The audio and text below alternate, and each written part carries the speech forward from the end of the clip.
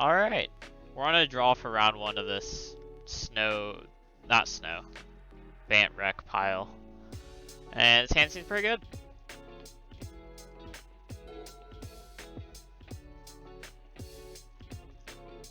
You stopped watching Is It Control versus Esper Control to come here.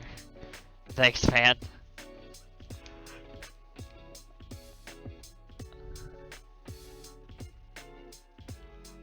Alright, so we're playing as Gruul. I mean, hopefully this deck is also sweet.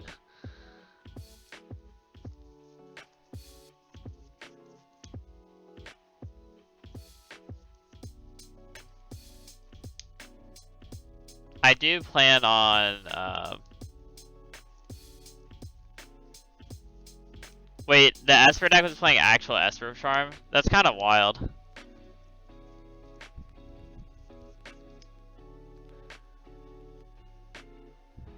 What a madman.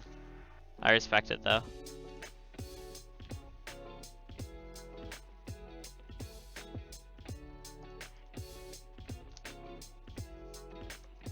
Dude, the new Blood Moon looks sick.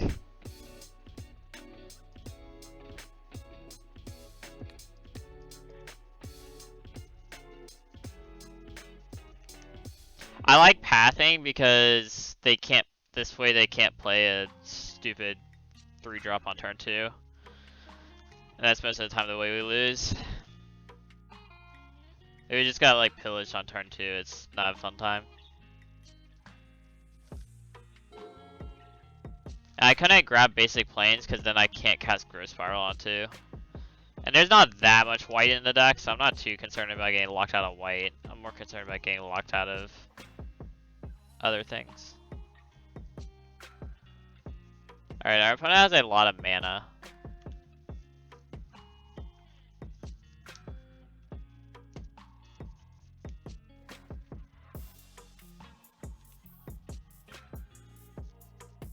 Yeah, a lot of those new full arts look sick. I guess they're not completely full arts. The like extended art. Are they still calling them box toppers?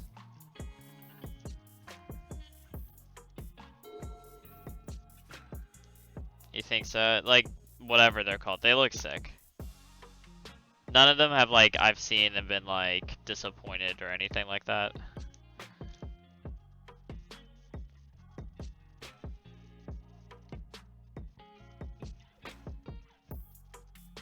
Blood Moon? No, I didn't see that.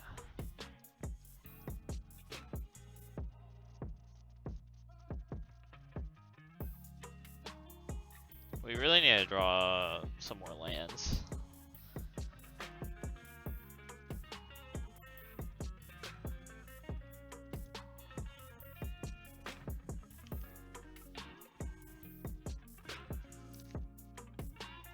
Yeah. Does it not anymore?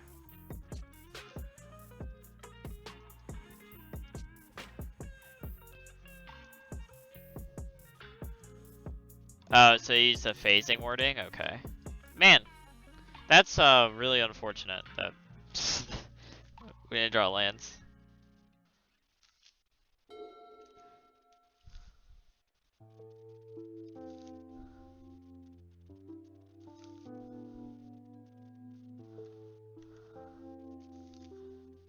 Oh, it gets equipment. Getting equipment doesn't trigger ETB. Yeah. That's a lot of changing that wording to phasing is pretty nuts. Dude. This is very unfortunate. We just can't draw lands. I mean, we finally drew one, but it might not be too late. It depends on their hand. But also, like, Uro is kind of our only true win con. And there's only 3 in the deck. Unless we draw the second basic forest, even if we draw a second basic forest, we can't do anything. They could also have nothing else in their hand. Yeah, that's a lot of changes. I don't know why they're bringing back phasing the way they are, because phasing is not like a easy keyword. Man, that was rude AF of them. It killed our forest. Save for a house, but also want to buy a booster box.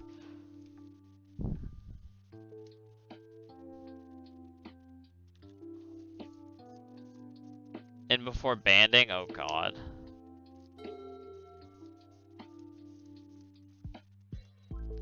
Dude, this is so unfortunate. I think if we drew the 4th land on time, like off the Uro, or for our, like, actual turn 4 of the game, I think we would have been fine.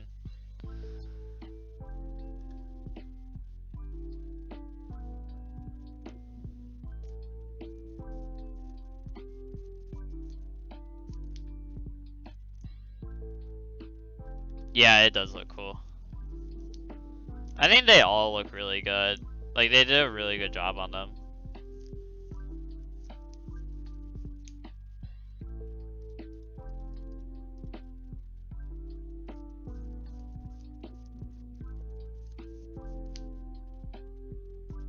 We have to find a basic island.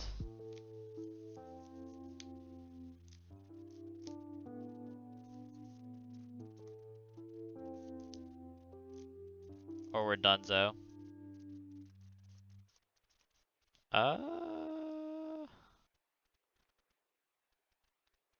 Even if we find basic planes, we're dead, right?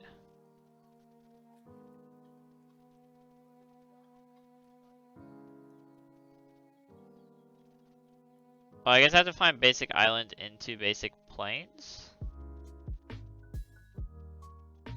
Well, I guess I can draw step, bounce tap.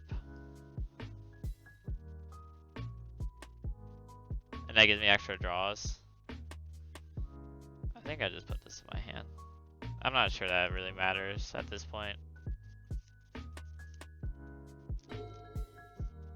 Alright. Missing those land drops really killed us, I mean.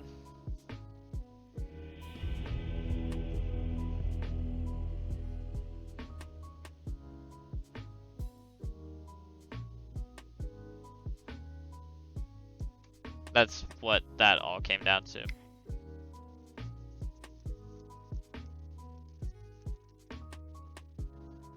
Yeah, I know. In our 28 land deck. Like, intentionally just like have 28 lands in the deck so we can draw lands.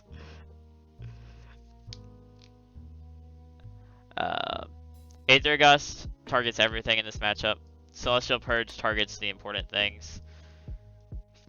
I'm probably bringing in Shark Typhoon as well. I like... So, I don't think I need Wilt Post board, because I have the Celestial Purges to grab Blood Moon.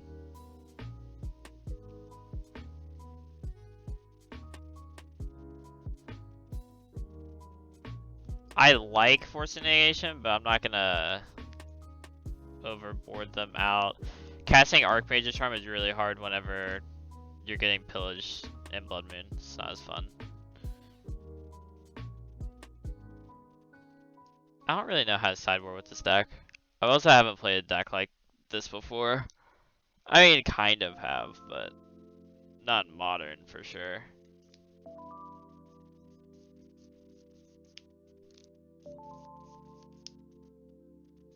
It's just hard to tell how they're gonna sideboard, basically. I'm like not excited about Remand whenever we're bringing in this much early stuff.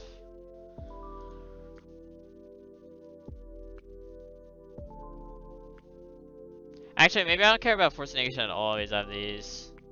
We're gonna play.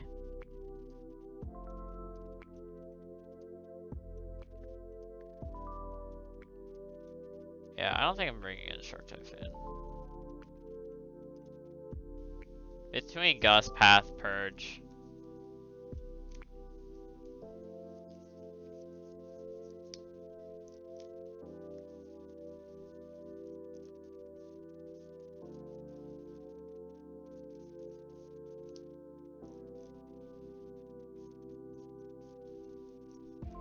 Yeah, like it all depends on how they sideboard, because I have no clue how they're gonna board. And it's possible I still want the wilt. Because like worst case it cycles. I'm probably still supposed to keep it. This hand doesn't do too much, but Celestial Purge is so good in the matchup that I just want to draw it.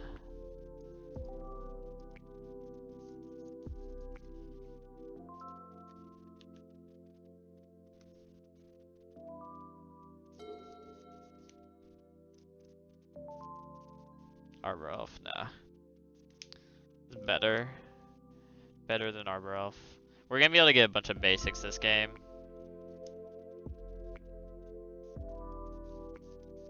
Quite literally. Like, even if they play a Blood Moon, I think I'll just let it resolve. Because I don't care.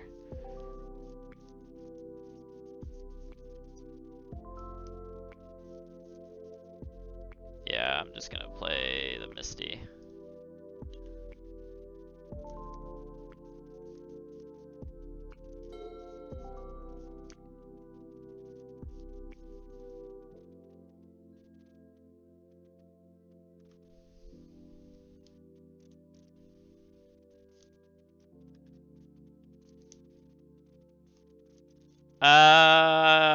I'm not gonna purge it right here. I'll purge it next turn. I don't want to grab a second basic plains.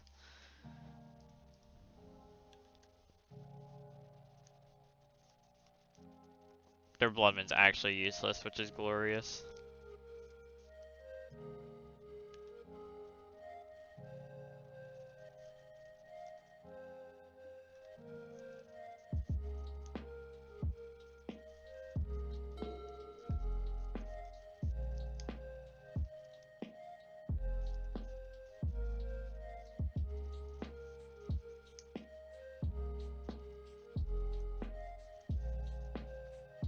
Man, that's so rude.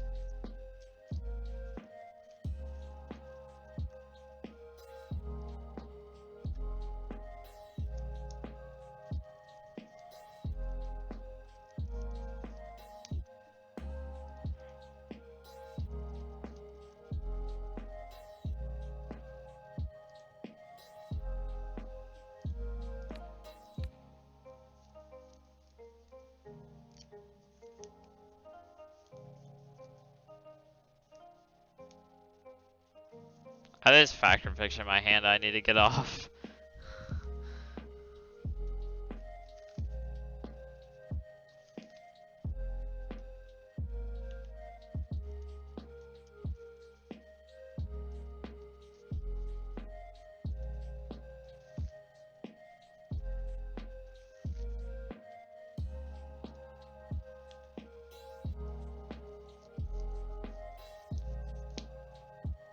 Oh, there's no more basic plains in my deck. I forgot. There's only one plains. It's that snow-covered one.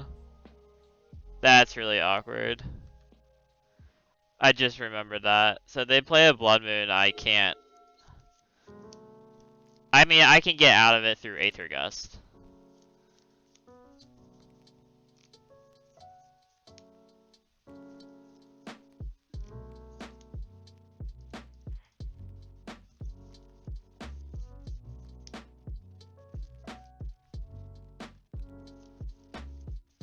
Oh, they want to get basic forest too.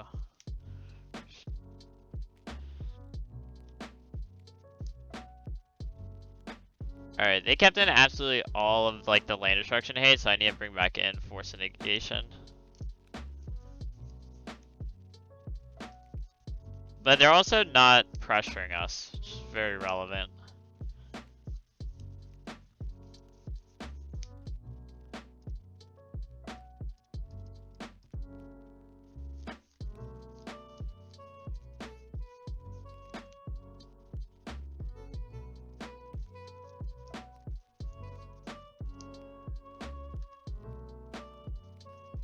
Yeah, so like the path to exile is dead in my hand right now until we find an Aether Gust. But they aren't pressuring us right now. That's not pressure.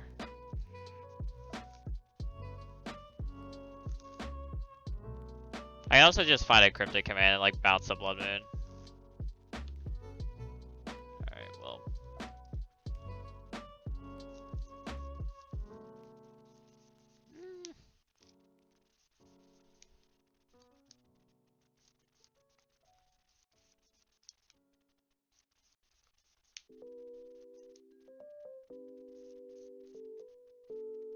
I'll take the spells.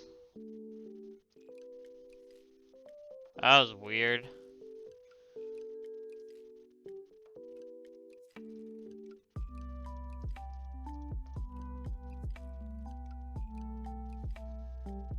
I really expected them to split the spells up, not just stack them on top of each other. I don't have anything to do with my mana, so.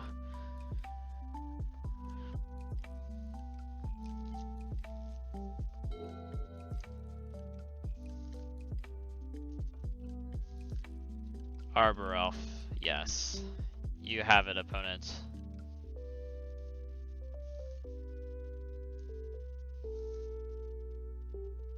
Well.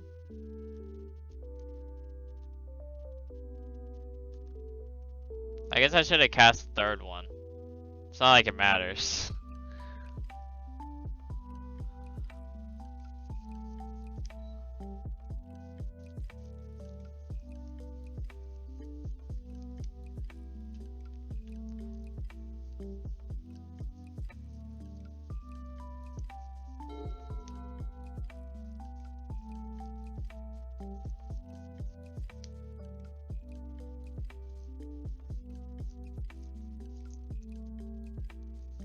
Glorybringer.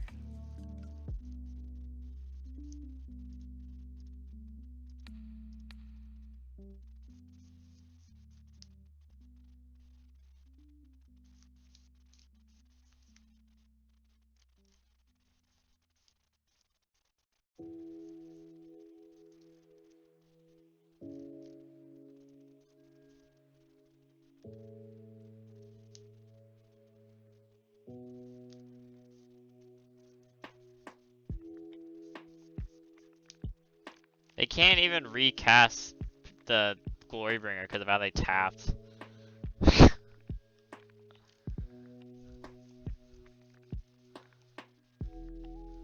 So, I would guess that they have a Veil of Summer in their hand based on the way they just tapped.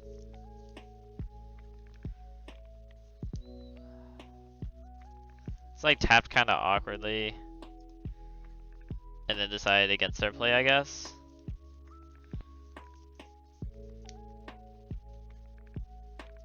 I think I gust.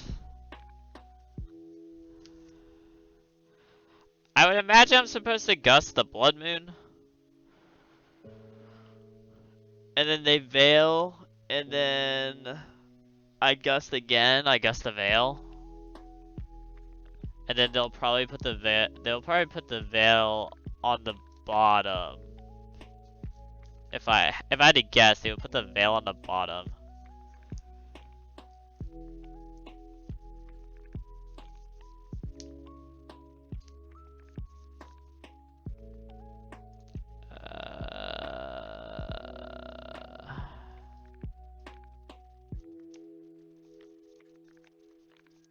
But I think this is the turn I'm supposed to like get out of this Blood Moon, and I'll have the Purge for the Blood Moon because I can Flooded Strand and put Factor Fiction on top of my deck, and then start chaining that way.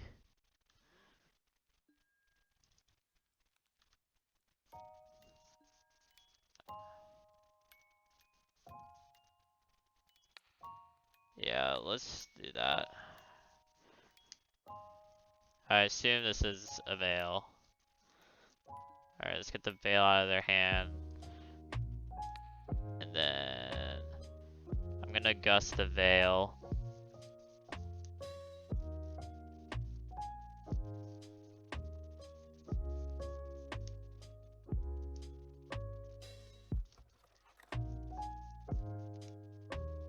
They put Veil on top. What do they do with Aether Gust? Alright, so they have Blood Moon then Veil. right now. I'm not gonna do anything with my mana, so I'll just let this untap happen.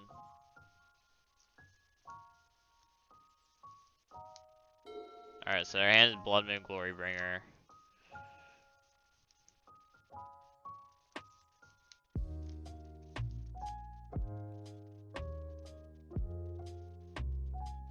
I will float a white mana. I'll just go and fetch right now. Mystic Sanctuary, I will put Factor Fiction on top of my deck. We need to find something to actually win the game with. Yes. Blood Moon Resolves.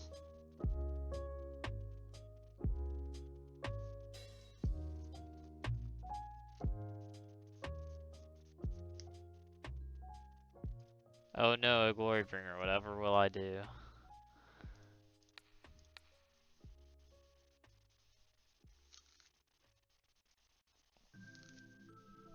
Alright, and the top of the deck is a Veil of Summer that they will probably shuffle away. I would assume they'll shuffle it away.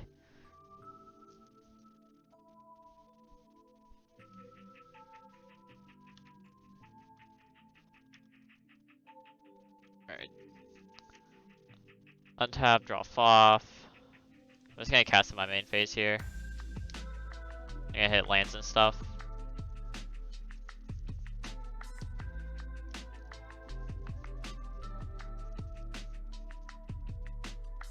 I'm probably just taking whatever pile has Factor Fiction in it.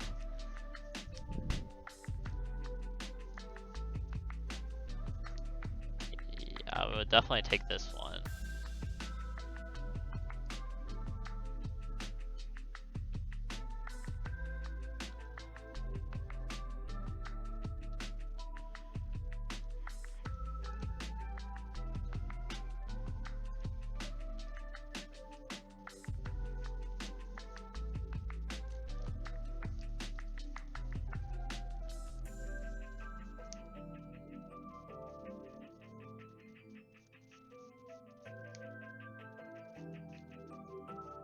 Alright, if I was my opponent, I would probably just scoop here. Choose up how to put in my hand. I will take the Cryptic.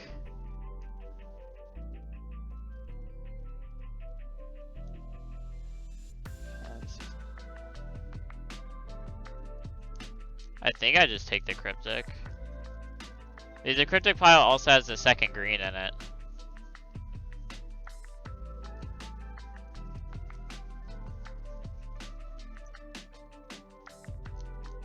Yeah, I'll just take the Cryptic pile. And I'm gonna path Glorybringer right here.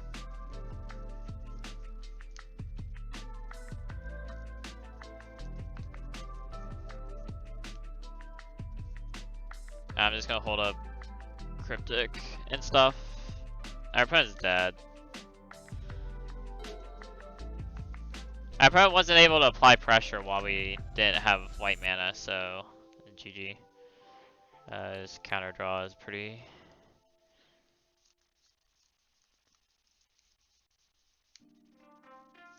Oh, the game is just quite literally over now. Yeah. I probably also having Veil of Summer makes me just want all these Force of Negations in my deck. Please and thank you.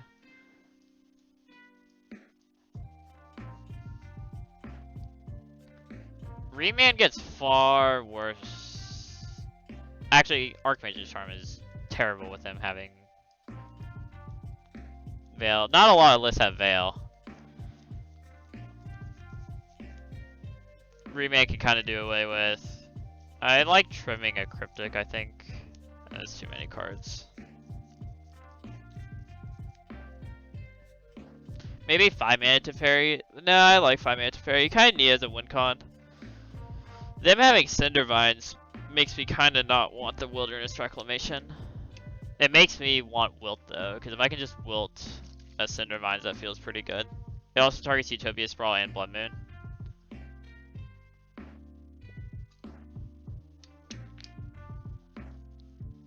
I think you can make an argument for Timely, but I don't think it's necessary.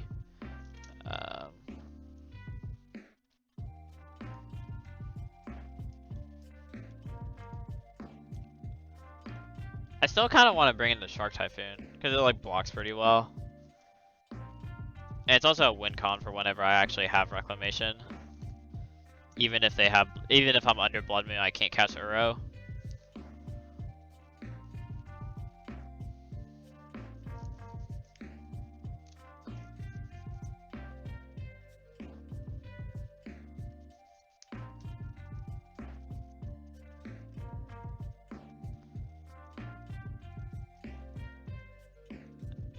Yeah, I really don't. I don't like Remand this matchup. I think siding it out is right, especially on a draw.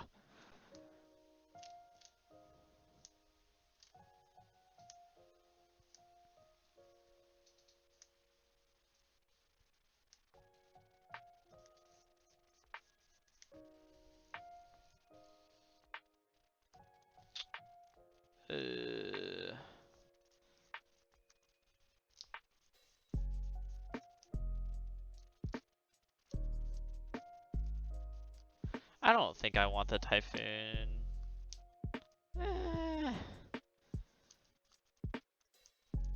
6 mana to trade. Them also having Glorybringer makes Typhoon a little worse. And it's probably worse on the draw. Yeah, bring in 1. I don't have as many Uros. All these Blood Moons and Oozes and stuff.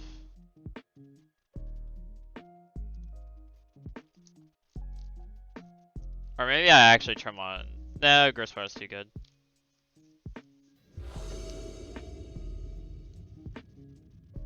Well, it's not like the absolute best in the world, but I think it's good enough.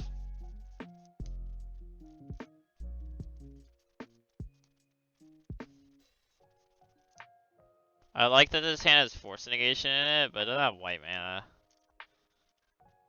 It doesn't have a way to ramp. They kept 7. Like I like the Reclamation that's in it, but I think there are better 6s.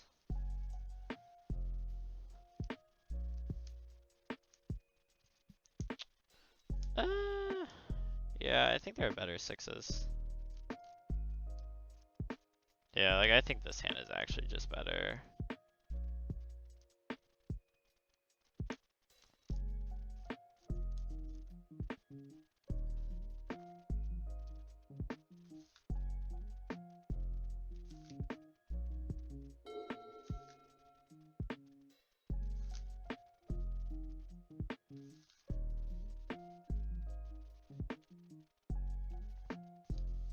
Alright, I don't think they're Blood Mooning us. I mean, they might be, but I kind of doubt it. I think Island Forest is the most important thing I can do. Well, that means I should probably play this first. Because I might actually want to get planes. Because I could go like Island, or I can go like Forest this island if I want to. Or this gives me the option to get planes. Their pillages are turned off here, which is really nice. Let's see what they have. They have an Ooze.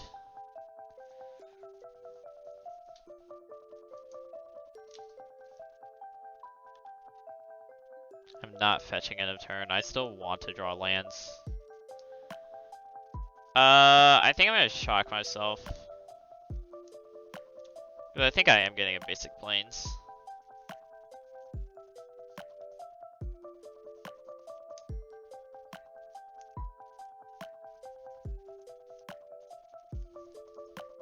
Yeah, I will shock myself. I might end up turn it instead of like immediately, but I think I am grabbing basic planes this.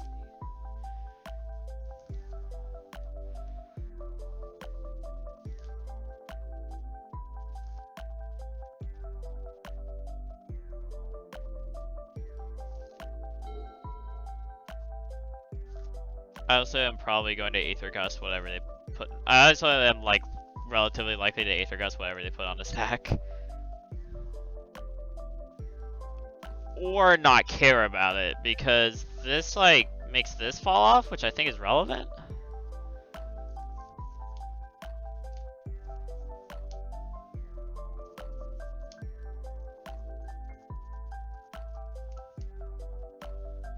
If I got a basic island, I can Aether Gust it and put it on top of the deck at any point in time anyways.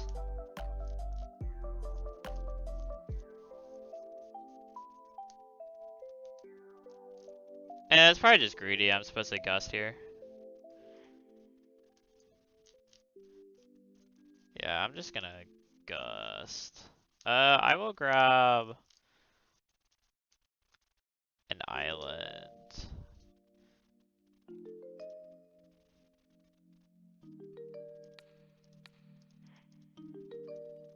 It's very tempting to just let that resolve though.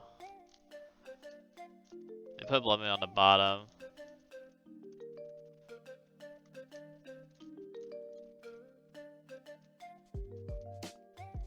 Why not let it resolve first? I don't want them to say they showed us Veil of Summer that game. I don't want them to play basic force and Veil of Summer.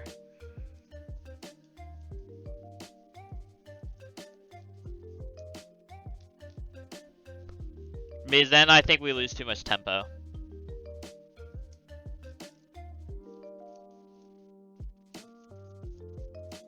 But now I also don't think I care about it at all. They put the Blood Moon on the bottom of the deck anyways.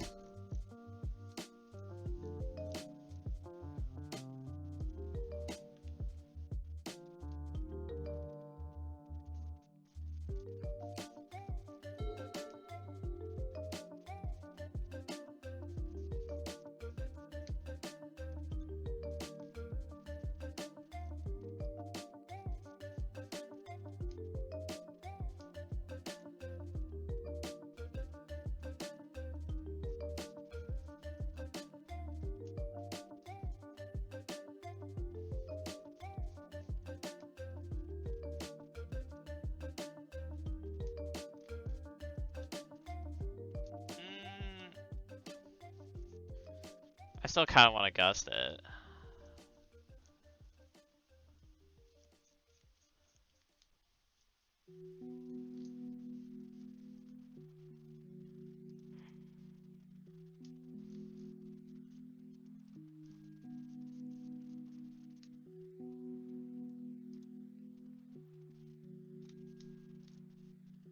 I just don't want to get veiled. If I get veiled, it feels so bad.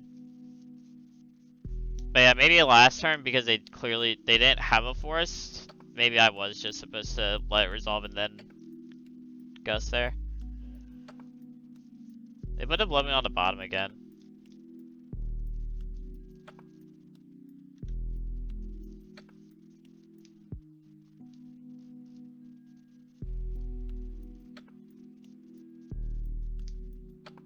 That draw sucked.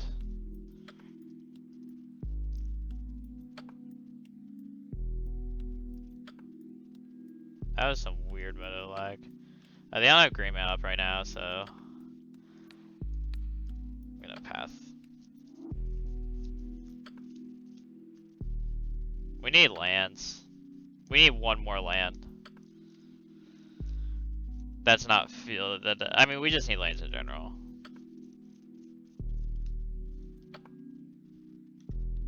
I hate giving them extra mana here, but I mean, we forced them to bottom 2 Blood Moons. So like, I'm not sure what I should really be concerned about.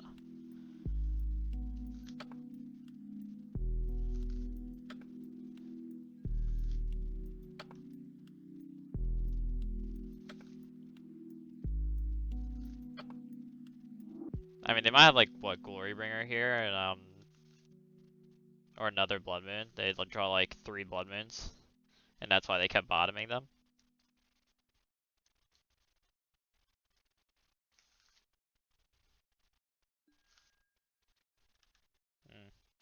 That's pretty annoying, because we've been missing land drops. But they don't have a threat, so I'm not super concerned. We just have to draw lands at some point in our lives. Which is a tall order, apparently. We play a 28 land deck, and drawing lands is impossible, I guess.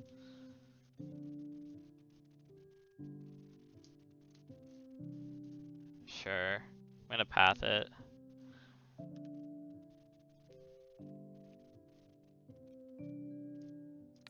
They only have 1 card in hand, and I'm pretty sure it's a Veil. I'm pretty confident they have a Veil in their hand.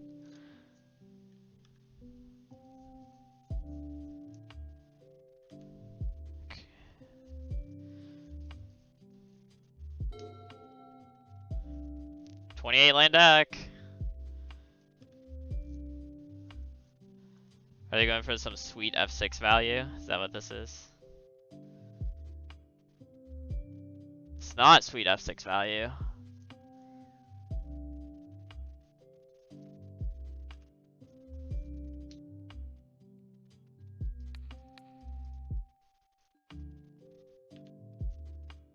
Alright, well. Alright, well there's a land. It's something.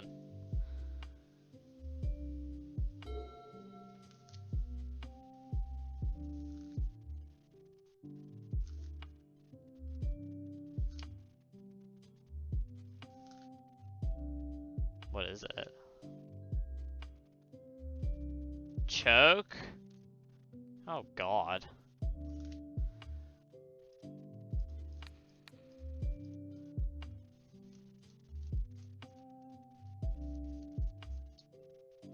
They put the choke on top. Hopefully we draw a Wilderness Reclamation, or if I just draw a land here. Alright, well. That should be game. Oh yeah. Oh yes. This was a legal thing to do in Standard. And here we are. Turns out it's still good. This is a nice thing about Wilderness Reclamation too, is that it makes choke not matter. Which is pretty cool.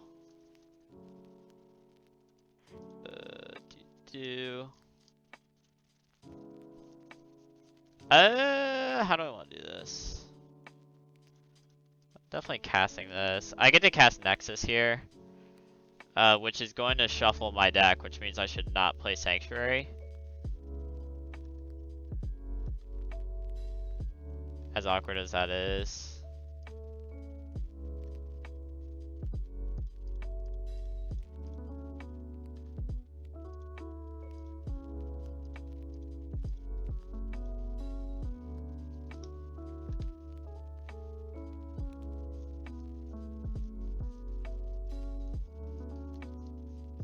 He scoops? Okay.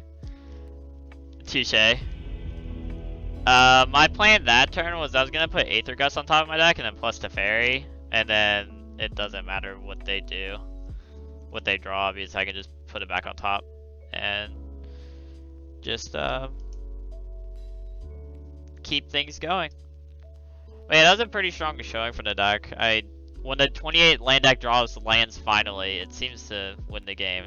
So let's see if we can keep this up. Alright, we're here for round 2, and I think Gross File makes this hand keepable. Ramping is very... the ramp effect is so powerful. Our mana's... I mean, this is awkward, but I can get, like, a Temple Garden with this, and be pretty happy. We go Temple Garden, like, Island, Forest, or something, that's fine. We can cycle this, depending on matchup. So I'll keep it. Our opponent rolled a 6. We're playing against Prowess, we have to draw relatively well in order to do anything, but Prowess also... there's a lot of draws that we can have that just make that matchup still pretty easy.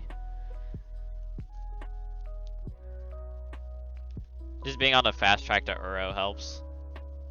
We're playing against a Marsh Flats Godless Shrine deck. I have no clue what's going on.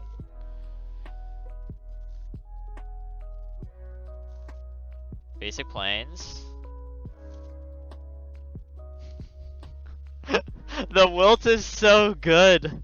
Oh my god. I don't think I'm gonna get Temple Garden anymore. Actually, I think I just want to keep my island count high, so I'm gonna grab a Breeding Pool.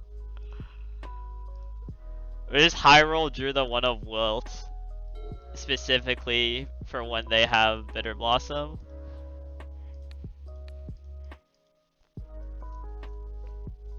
Oh my god, that's gross.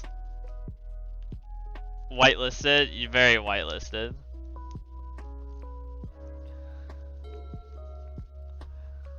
That felt pretty good, not gonna lie.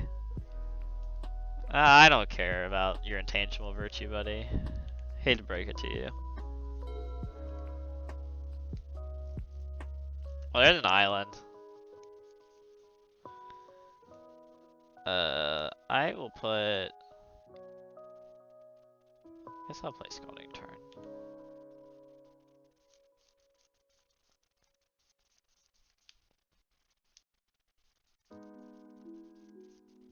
Sure.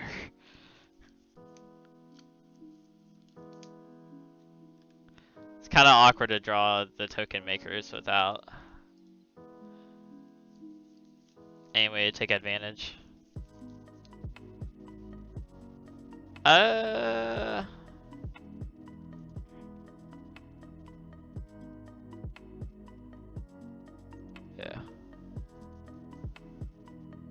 I'll grab our white source.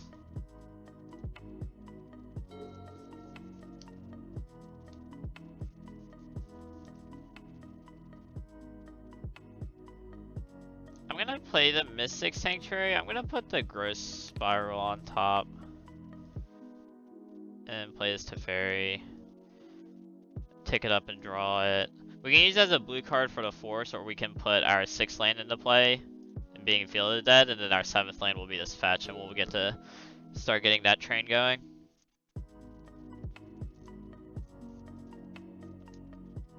Our opponent was really hinging on that Bitter Blossom, but we, like if we didn't draw the Wilt, we were just dead this game.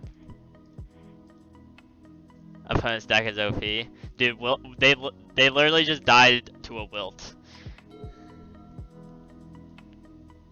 LOL.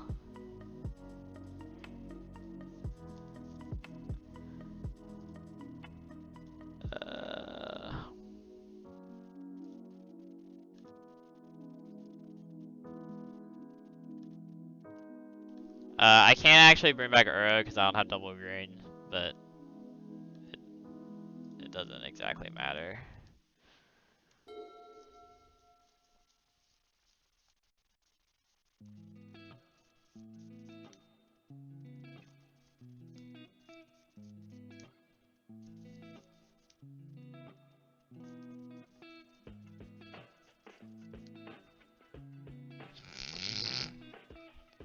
Vanilla Loxodon is OP, guys, right? This is what it's intended to do.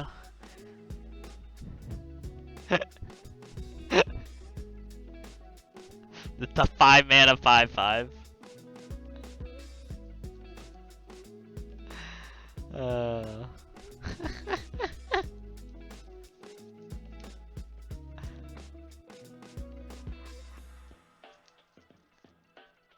I mean, like, I guess I'll path it because I have an embarrassment of riches.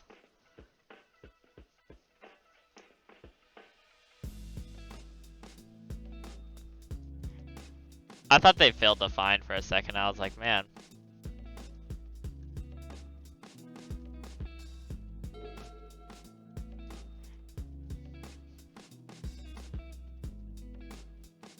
We got the non-creature spells on lock here.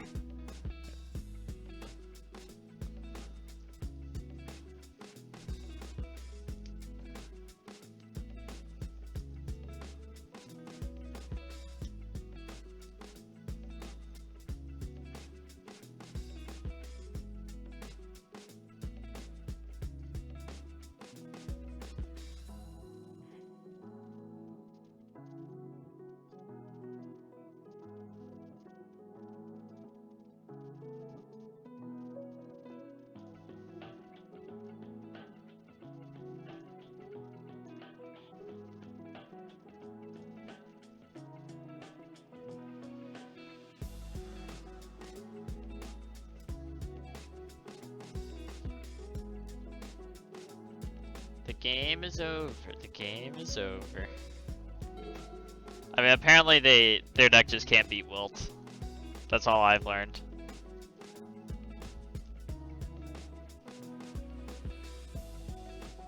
Yeah.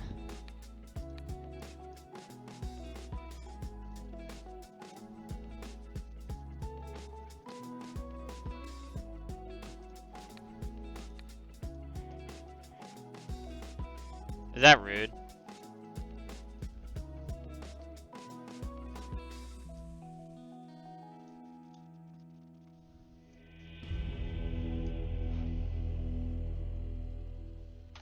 Alright, touche. I'll take it, I guess. The 1-0 victory. Clearly, the one of Wilt is broken or something. The 7-minute match. Alright, we're here for round 3. Deck is doing pretty well so far. Our opponent rolled a 6, our hand doesn't do anything. If the Nexus was like a factor fiction or something, I might keep it, but... Yeah, like I think I'm just gonna keep this. Our opponent rolled a 5. I feel like they're on Tron, which means maybe we shouldn't keep this. But I feel like we came here to turn 3 factor fiction. So I'm gonna stick to those guns. So I can put the forest on the bottom and then go temple or breeding pool, island, and then this can get hauled, fountain, or the other thing.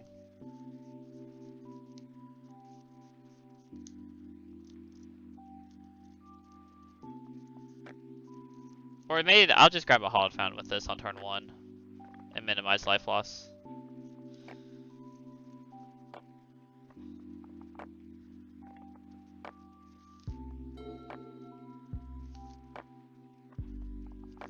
Alright, our hand's not great against the blitz deck. But they did mold a 5, so that helps.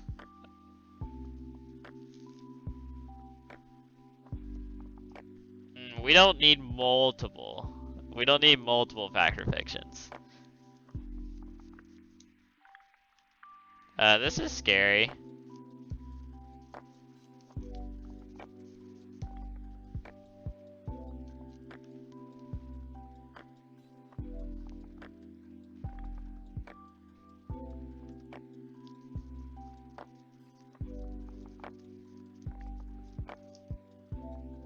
This is very scary. Hopefully this flip is bad. Yeah, that flip was not great for them. I mean, we don't have any removal yet though, so like this will make any non-creatures they draw very, very powerful, which is concerning. But hopefully we can fade enough draw steps to be fine. And pass a good draw, but I can't really play it this turn, partially because of the way I've fetched. Like if I played Island turn 1 then Forest turn 2 and then I grabbed a basic, I'd be fine. But like I kind of have to Growth Spiral this turn. I don't think I have a choice.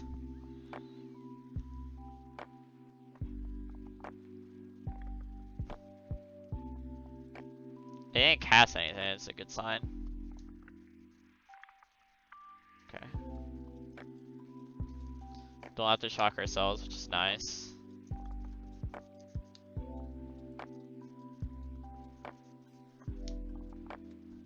Alright, let's...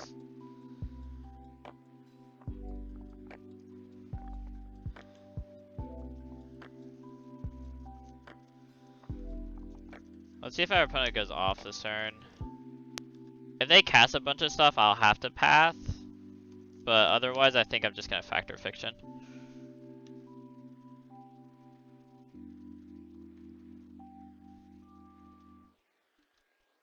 Okay, I think I can also have factor fiction and try to hit a force negation.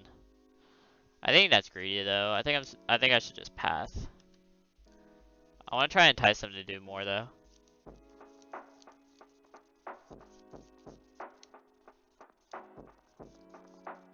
Okay.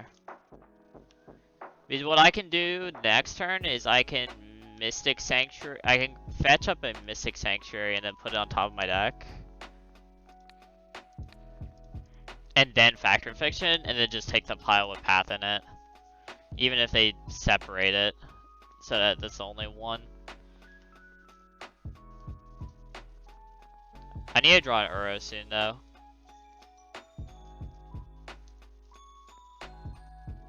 I can also get the path that way.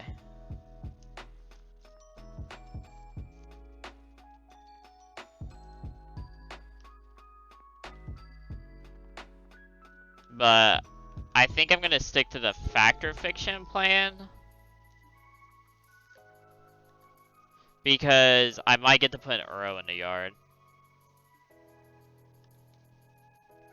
If they don't do anything, I don't think I do anything, though. I think I just let damage happen.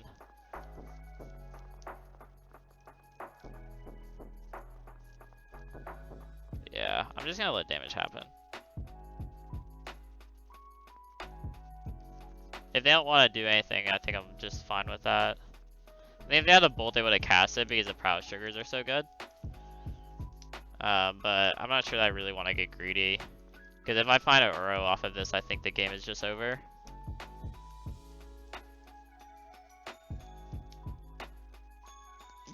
That sucked.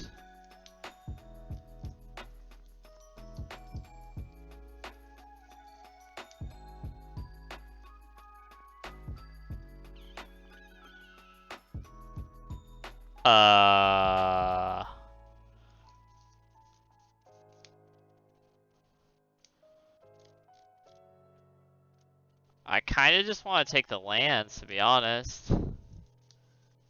I don't think I want another Factor Fiction at this point. That was very saddening. Yeah, I'm just gonna take the land pile.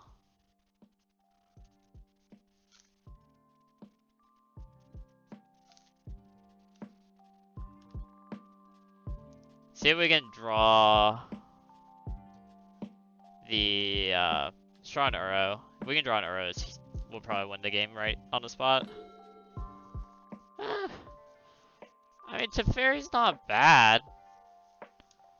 I could like tuck Swiss Spear and then fetch Sanctuary.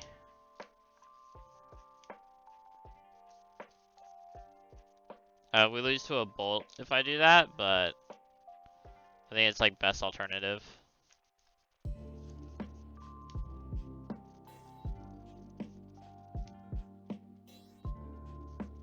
But if like bolt's the only card I lose to, I think I'm fine with that.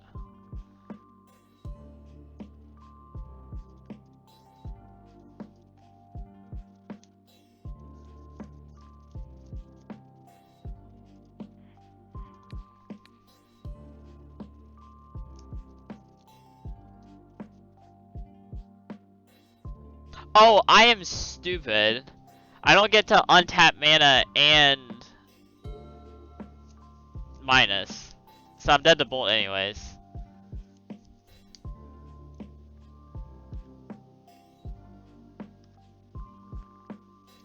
That was stupid.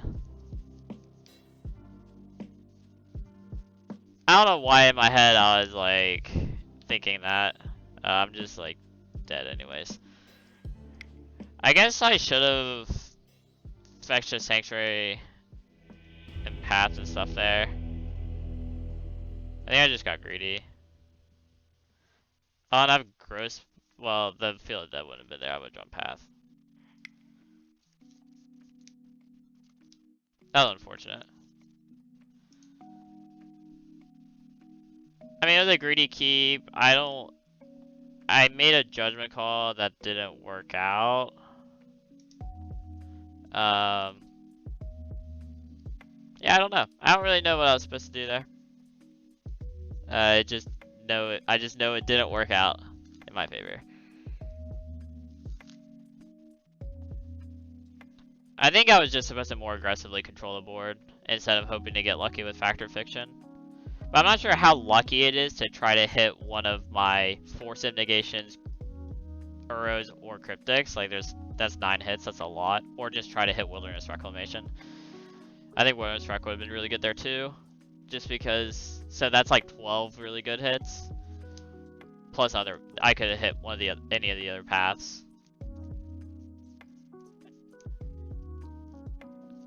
I think factor fictioning is correct. But I definitely want A3 Gust or Purge, and Timely. I do not want Remand. Remand sucks. Wilt also not very good.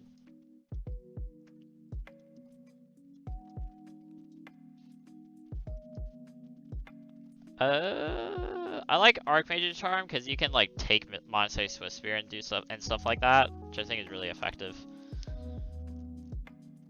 I don't mind Shark Typhoon, but sometimes it's gonna be too slow. I think it's better than Nexus of Fate.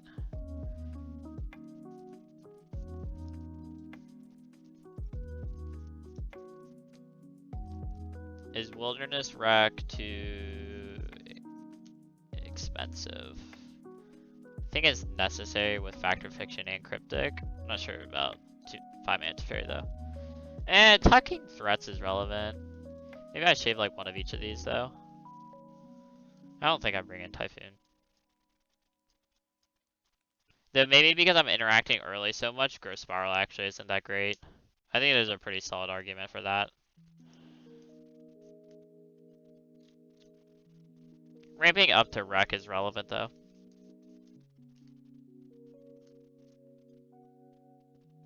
I think Factor Fiction is, you just keep it in every matchup. Mainly here because it digs you to Uro. Because even if they don't put it in your hand, even if they make it so you can't put it in your hand, you dump into Yard and you bring it back. This hand sucks. It's too expensive. This hand, on the other hand, not bad. I'm gonna put away one of these Growth Spirals.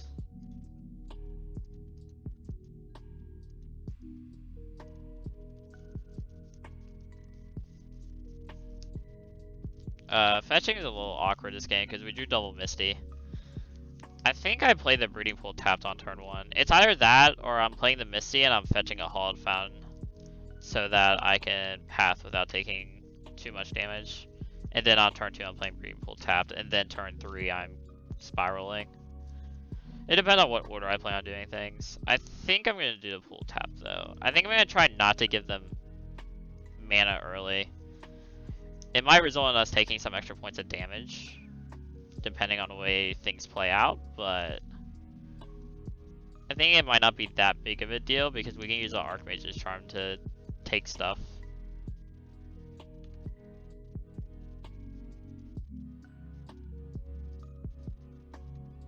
That was a good draw.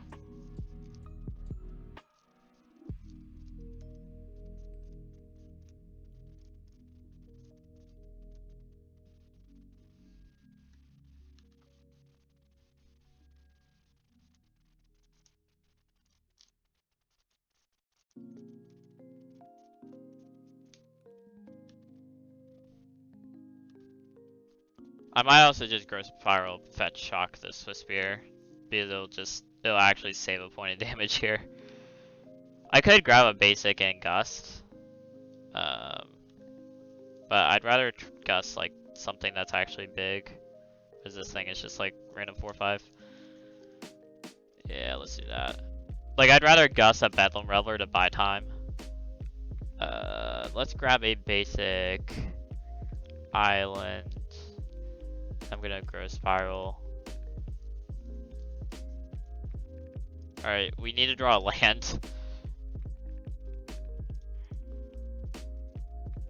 Grab Hallowed Fountain. Taking this much damage is not ideal, but we should be okay. They didn't play another threat, which off of the Crash Through, which I think they would have, which means I think they just have like Bedlam Revelers in their hand. That land was a very good draw. They're gonna have to play something pretty rough to deal with in order to get us to not Factor Fiction this turn. I think I just don't care. Yeah, it's fine. So that was their draw per turn.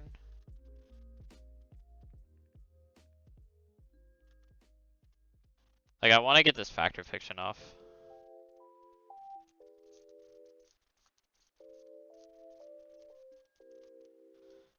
Yes.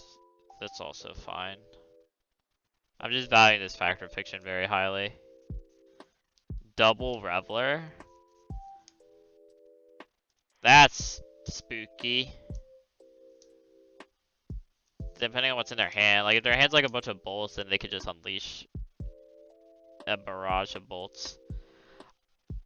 I think I'm gonna Mystic Sanctuary back this path, but with the trigger on the stack, I'm gonna Factor Fiction. And we may not wind up putting the path on top. It'll just depend. Alright, well, we're guaranteed getting a land here. I'm gonna take whatever pile has more stuff in it. I think. I might just put the Cryptic, actually. And we had 2 counterspells in our hand. I think it's pretty hard not to take Double Island, because it's Double Island. Even though Cryptic's really good. Yeah, I think I just want to... This guarantees I hit my land drops. It also makes putting the path on top easier.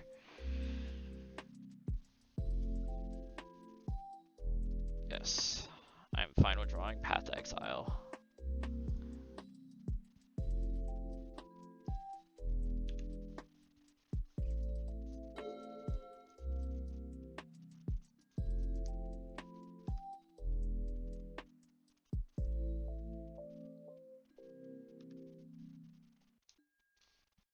I'm gonna take the point because I might have to charm plus gust for whatever reason. Sure. Is that Spike Reveler? Yeah.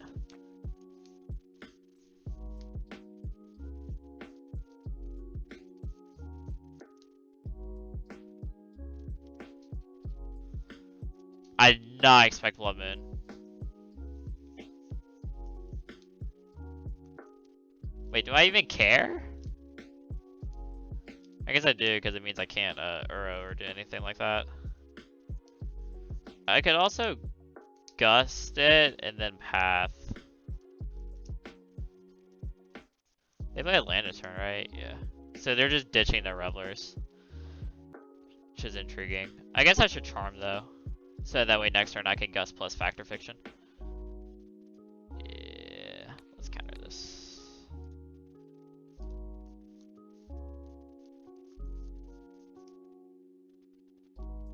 I guess they could have, like... There's nothing they can do to cast the Reveler here. Sure, I'm at 9. They have 3 cards in hand that aren't Bolt type effects. If they were Bolt type effects, they would have cast them already. So these Revelers are gone. And now I'm gonna get to Factor Fiction. I'll play it timely later. Not concerned about it right now.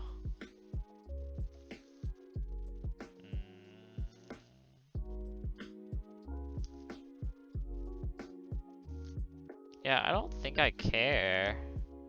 I can Gust it at any point in time anyways.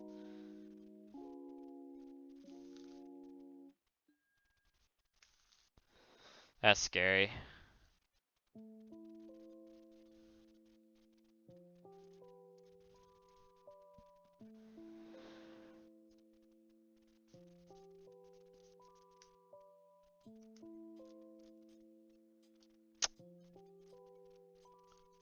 Interesting.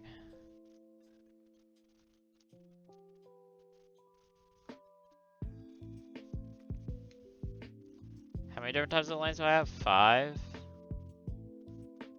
He doesn't know I have this Gust, which is very relevant. Though I can take the second Gust.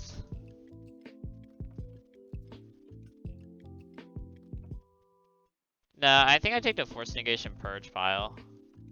They play a land this turn. Yeah, they already play a land this turn.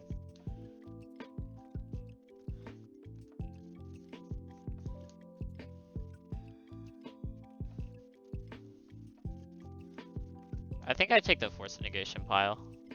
Yeah, let's put pile 2 in my hand. And then I'm gonna gust the Blood Moon right now.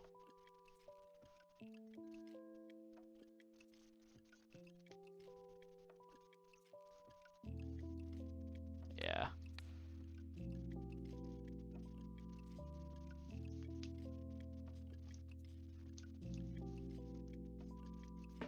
Okay, they put it on top.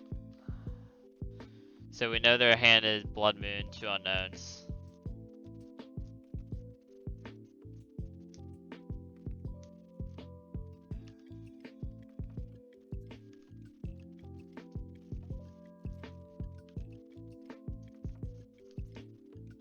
That's interesting. I chose the Boltus right there.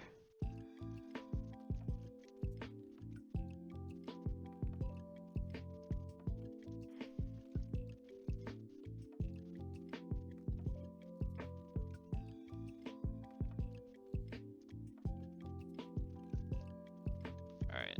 I have chump blockers. I have Force of Negation for Blood Moon, which I would definitely be casting on the Blood Moon.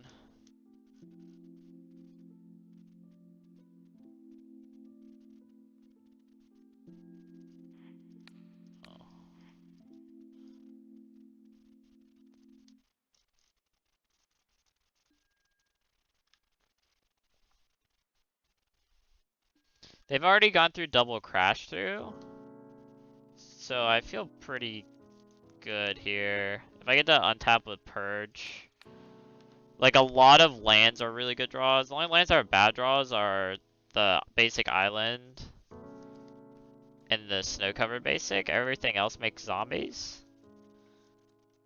Oh, that was a good draw.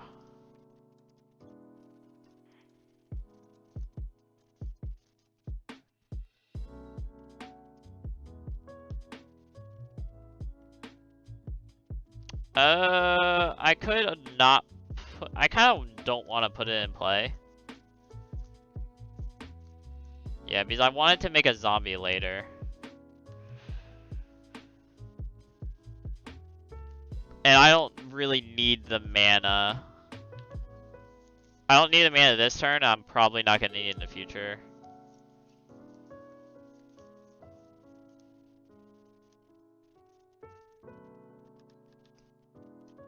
I mean, they only have one more Bedlam Reveler in their deck overall, so I'm not scared.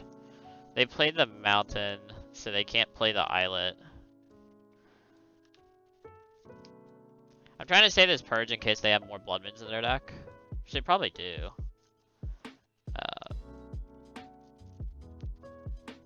Really didn't expect it from them, but now that we know, can play around it. This deck can fetch basics pretty well, and we only really need a basic planes against them. Alright, if I draw a forest, we win the game. Oh, that's not forest. I'm going to Sanctuary. I'm gonna Gristfire right now. Again, I don't need the mana, so I'm gonna leave it.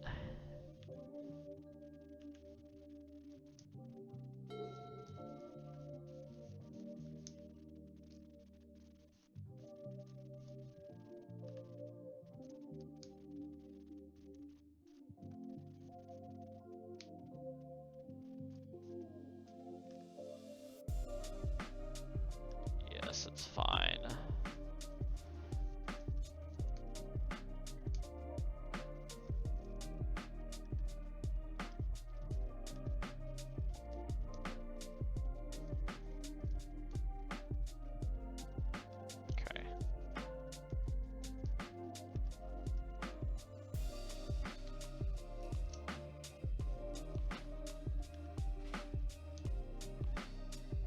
See if they want a lava dart.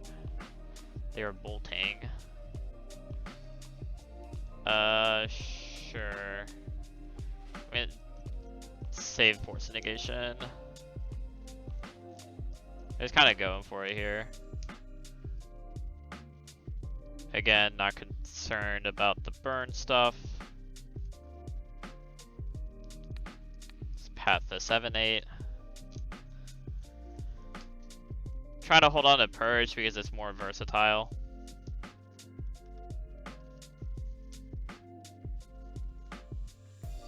And we have Force of Negation, so I feel pretty safe.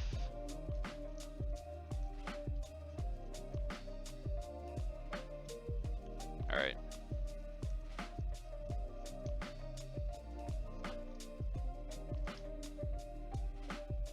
Yup.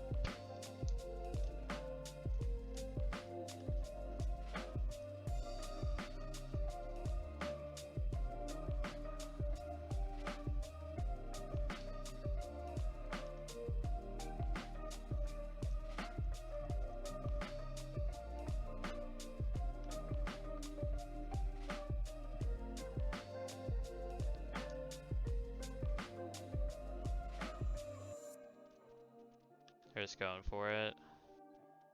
That's fine. Even if they have Exquisite Firecraft, I can Aether Gust it. There's not real value in gusting or forcing here.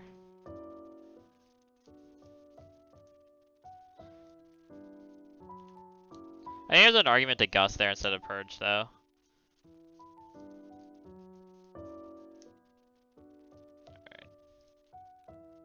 So I can't bring back Uro this turn, but next turn I can.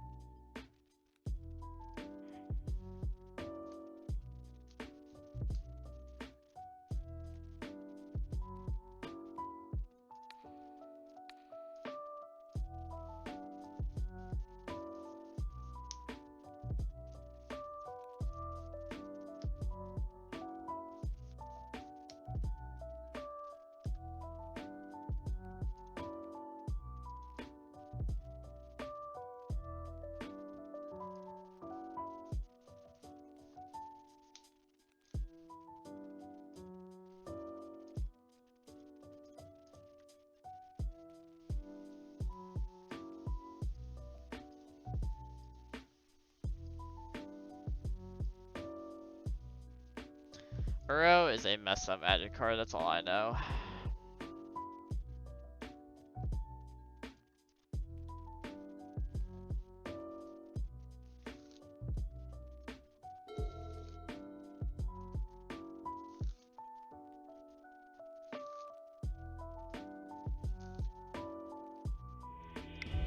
Alright. Them having Blood Moon is so awkward. I think that nothing... It makes me want 5 mana to Teferi more.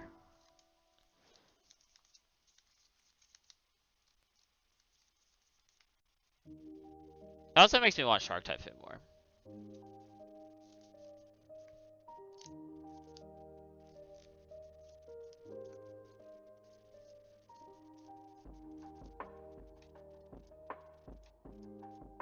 Just because I can Teferi Tuck, and then this is pretty easy to do under Blood Moon. And maybe I just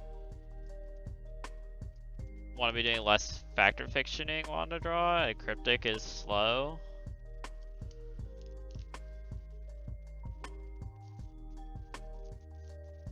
Maybe I shave a wreck because I'm bringing in the 5 mana Teferi, which helps with the untap stuff.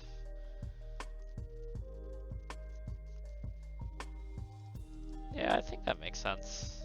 Having only one rack feels weird. Because it does help significantly.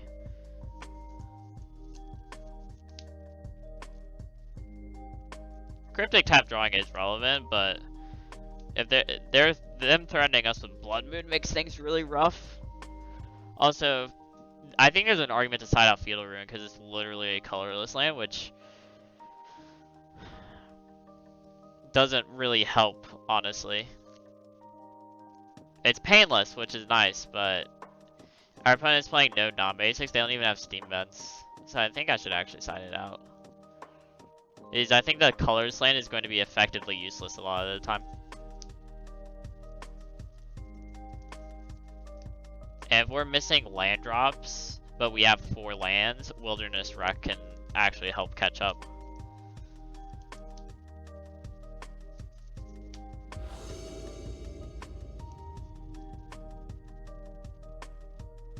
It's hard for me to argue with this. The only thing, we can't get Temple Grind because it's a Tarn, but I mean, we can either just decide to path all their thing.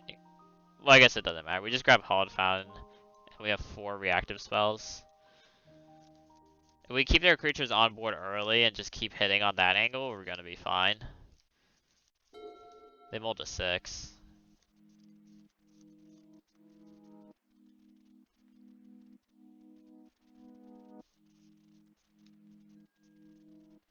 There's spiking turn 1, so they have a Bedlam Reveler draw. I'd imagine that's what that means. We do need to draw lands though. But we are a 27 land deck, so I would hope that that's not like an impossible task.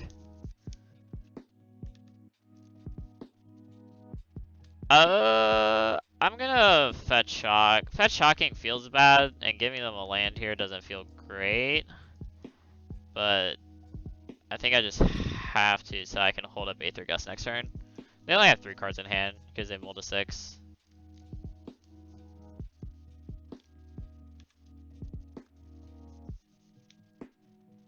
Okay, we drew a basic forest, which makes me feel pretty good here. If they have a Blood Moon, I might actually just let it resolve. Not really worry.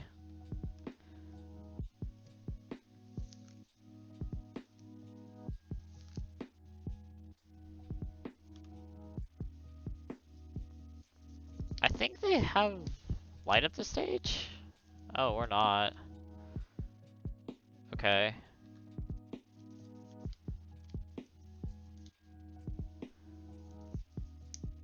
Well, you have light up the stage and you can cast it for 1 mana anyways. It says a decision of pathing or gusting here. I think I'd rather path. Or I gust so that I can gust path next turn, but I think I'm casting Uro.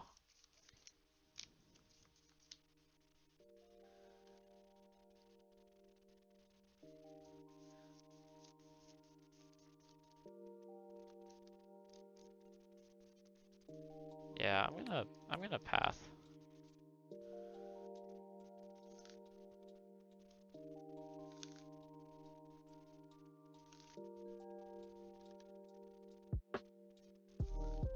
Oh, they didn't have light up the stage, that's a big deal.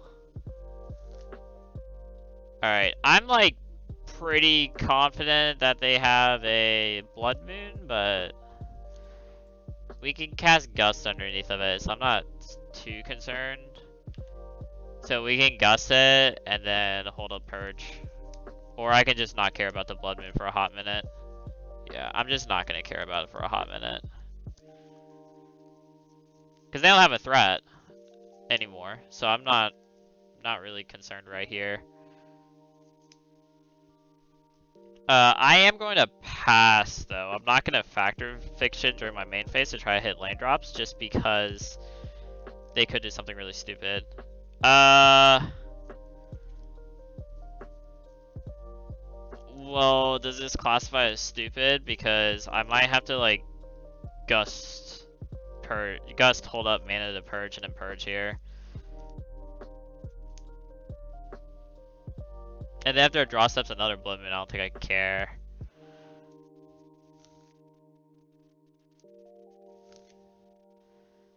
Yeah, I think I have to do that here. I'm like not excited about it, but I was hoping to Foth this turn. They put the Blood Moon on top. It's fine.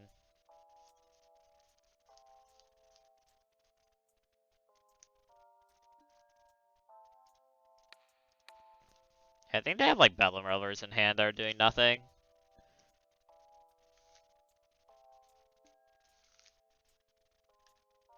okay.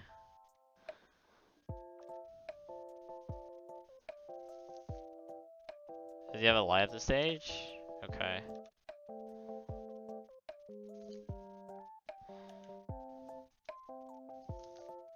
Now I have Cryptic up, so I can Cryptic the Blood Moon next turn.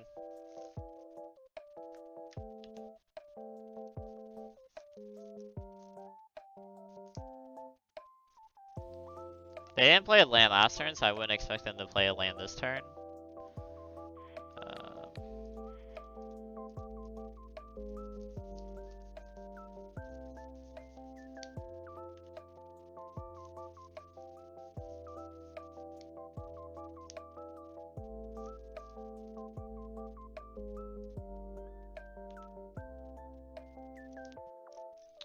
Just straight chilling here. Soulscar Mage, sure.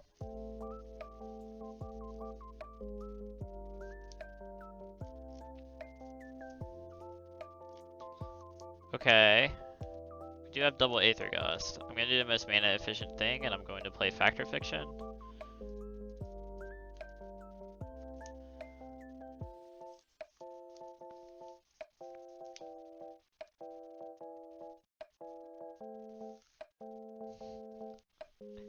I respect this from my opponent. I'm definitely taking the 4 lands though. That's pretty rough, us finding all these lands. With his Uro in the yard. Oh man. That's gonna be really gross next turn. I'm definitely just Uroing here though.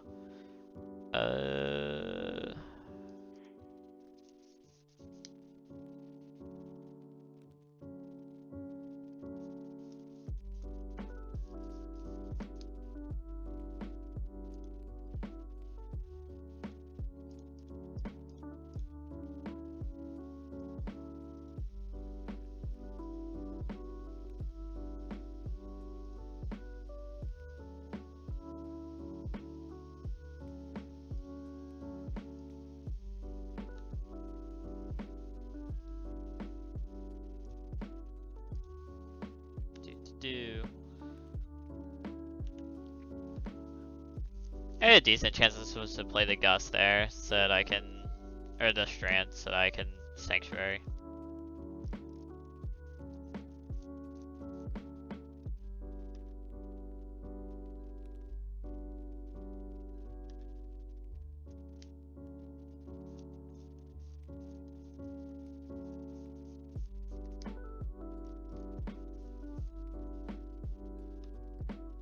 I think Gusting the Manamorphose, the first one, is like a valid play, but I'd rather just use it on their creatures. In case Uro is not able to block for whatever reason. And they're just chaining these things.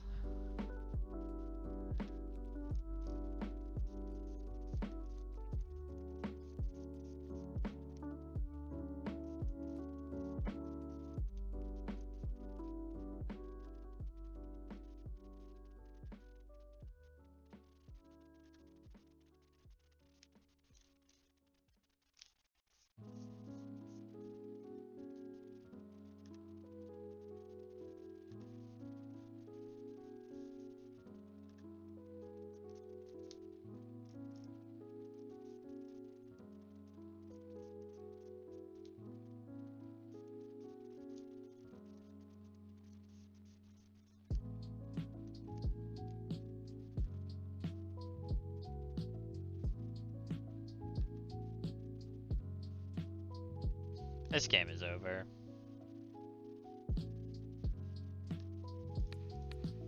Walk here. They're probably gonna Lava Dart. There's no guarantee, but probably will. If this thing had Trample, I would have to Gust it and block here, but same idea.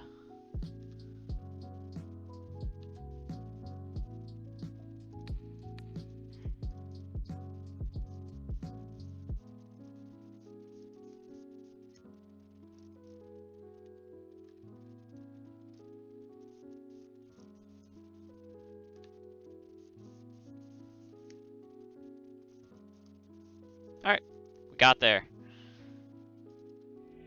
Game 1 probably should have won, but I'm kind of unfamiliar on how exactly to play the matchup, but that's why you practice. Already 3-0 with the deck. Hopefully we can keep this up. Alright, we're here for round 4. On a draw again. This hand doesn't do anything. This hand is much better. I'm gonna put away the Cryptic, because it's basically uncastable. It might be castable eventually, but not with Forest Temple Garden in our hand. Oh god. Our hand is not very well set up for Tron at all. Putting away Cryptic doesn't help.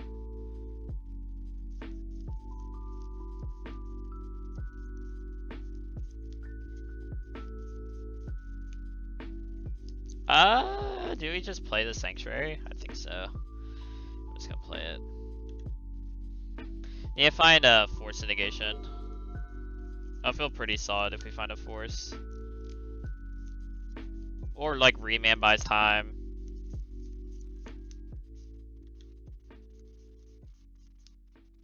We kind of like the Cryptic back.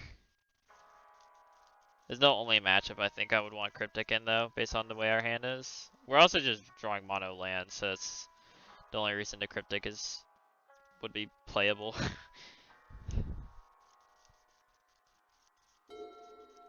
Alright, let's see if they have Tron here. They do have the Tron. And they have worst possible for us. It sucks.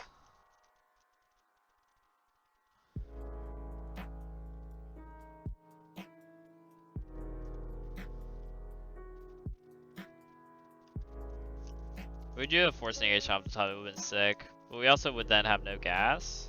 So, I guess pick your poison.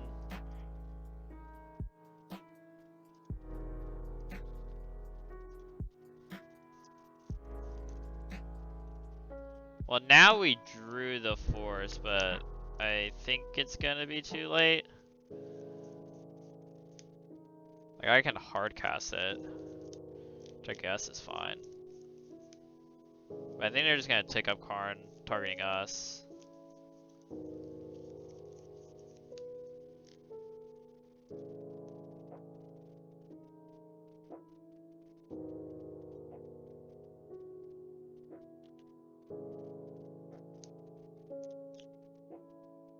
Yeah, I can't deal with this Karn. Unless they choose the minus.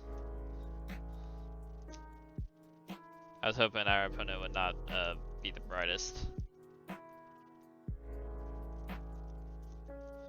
I guess I'll exile Uro. And then... I don't even know, man. This is... I think it's just over. I can Growth Spiral and try to hit Field of the Dead. But then it'll just exile Field. I can try to find a Cryptic. Yeah, so if I draw a blue land and Cryptic over the next 2 draw steps, then I can...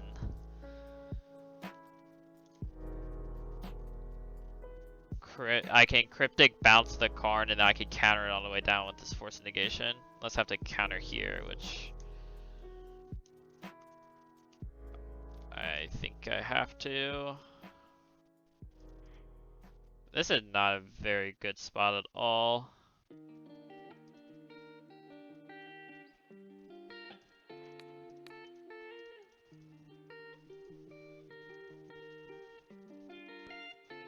It's unfortunate that that Force Negation was a card deep. So there's a field, but I'm not sure that I really want to show them what I'm playing. Yeah, I'm just not going to show them what because that just reveals the actual whole game plan, whereas this is just like some blue deck.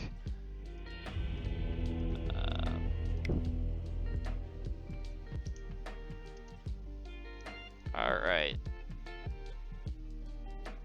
That was unfortunate, but that is Magic sometimes. And yeah.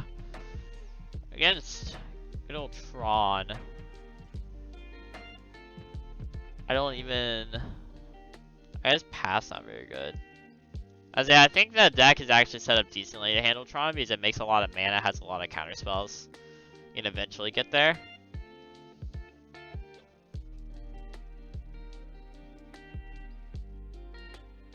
Aether Gust can do things. I think I need to keep some number of path because they have Ballista and Worm Coil. Question is like how many. I think Shark Typhoon is worth bringing in. It's a blue card and it's cycle, so like there's a potential that we can make a shark that pressures the card enough. Like if we like remand the first card and then I guess that's still not the best.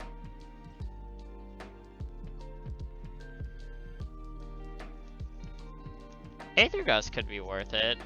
It slows down Sylvan Scrying in late Ancient Stirrings, and they have Veil Summon in their deck a decent percentage of the time, right?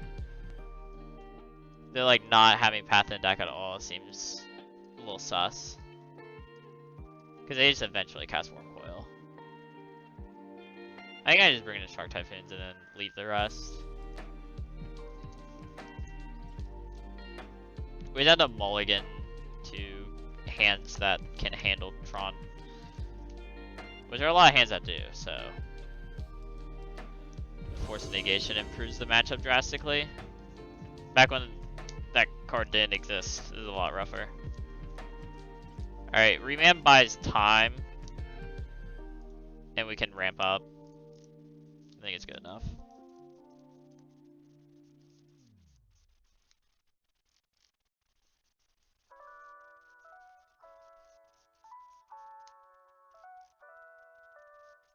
We get to cycle a lot. I think the ramp is relevant because if they don't play anything on turn 3 that really matters in terms of remanding, then I could just Factor Fiction.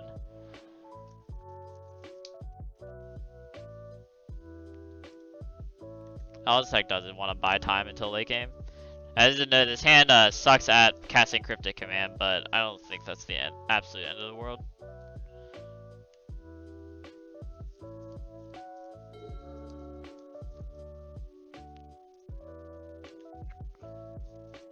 So we're gonna get to Growth Spiral here. They're gonna pop Map into turn, so they're gonna have Tron online.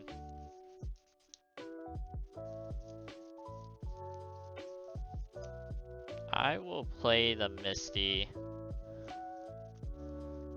I will just leave the islands in the deck.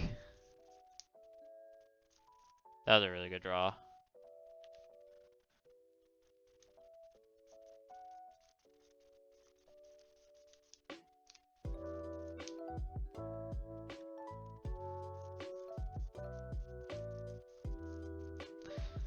So I can force a negation, whatever it is, and Factor Fiction in the same turn, or I can just remand. Or they just have nothing that works too. It's Breeding Pool.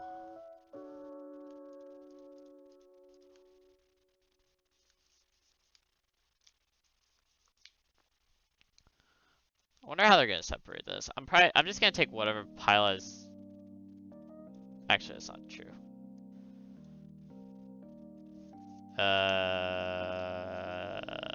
Oh, the Field of Ruin makes things weird for them. I don't think they should give me the 3-stack. Cause it lets me. Oh, it doesn't let me cast Uro. There'll be 4 cards in the yard. Wait, hold on. 1, 2, 3, 4, 5. Oh, so it does let me cast Uro and hold up Remand and gives me a Force Negation. Yeah. 1, 2, 3, 4, 5. Yeah.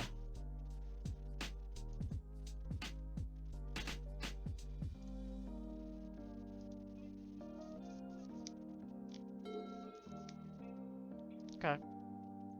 I can live with this.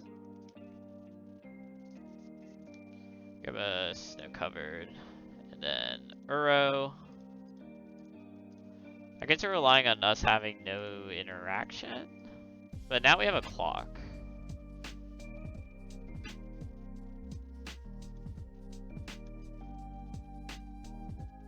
Oh, yes. That's huge. I'll just put the Field of Ruin in play.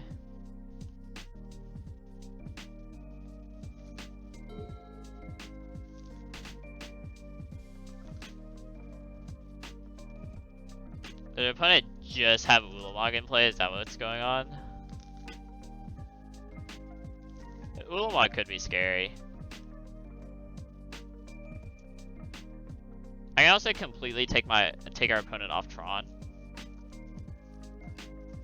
I can bounce this and then Field of Ruin this.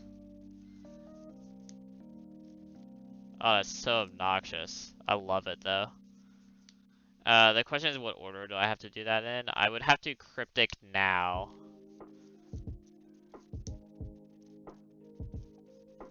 Yeah, okay. So if I return, draw.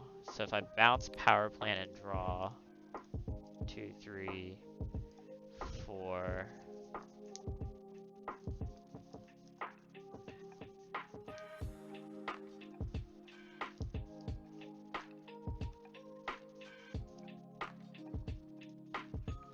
Play this fetch.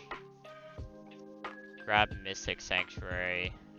Put the Cryptic on top because I would like a Cryptic command. Go to combat, we'll attack with Uro. Put the planes in play.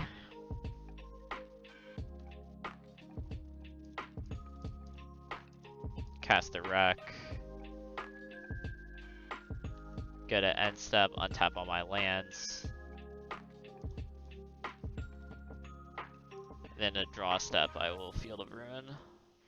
Here.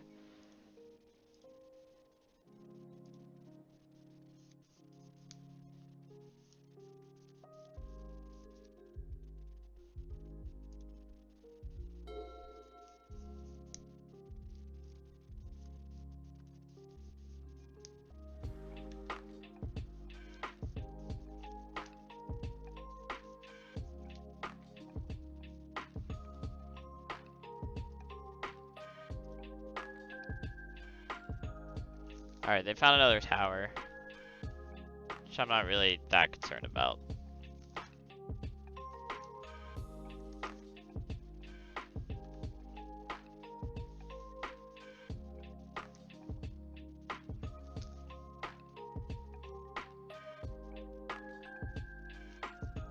I'm just gonna remand that.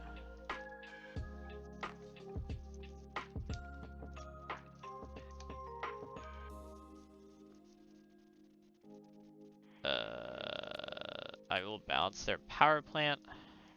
They can't have Tron next turn. Oh, that's a good one.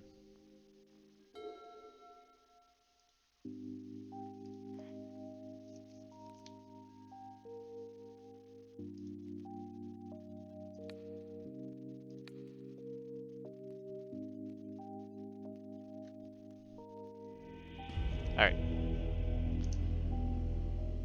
Yeah, them missing that beat and us getting a Factor Fiction like that was huge. And the way that Factor Fiction played out makes me kind of think that Force of Negation plus Factor Fictioning is better than just remanding. That could be some like... That could just be like hindsight bias though, but the ability to churn through like that with Factor Fiction I think is really big. I'm not sure how much you care about losing a blue card off of Force of Negation whenever you're Factor Fictioning and drawing, essentially drawing 2 to 3 cards.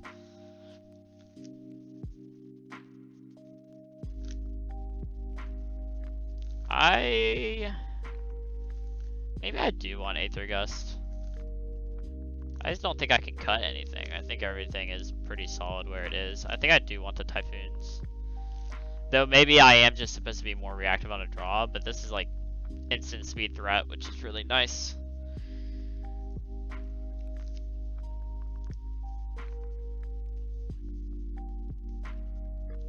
And sometimes the Gust isn't gonna do anything though.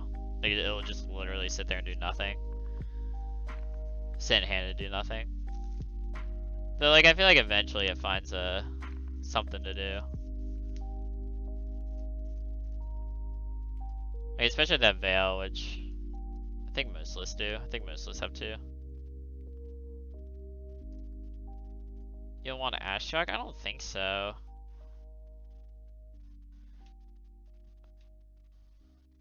Cause I know it stops map and scrying, but I feel like they just do all that stuff on turn 2 anyways before I can cast this. And by the time I want to cast this, it requires me to tap out. And I don't think I want to be tapping out against them. I want to be casting remands and stuff.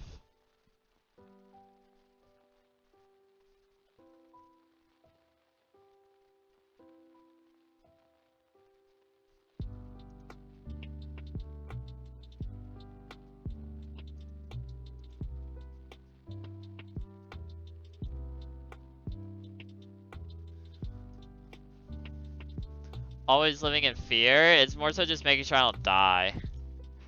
I like not dying. It's my preference.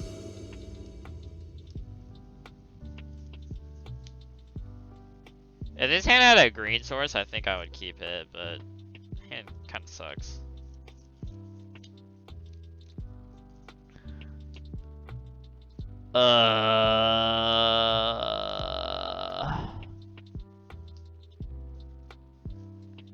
We have no reaction to turn 3 Tron.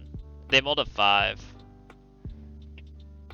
But the Field of Ruin looks so nice.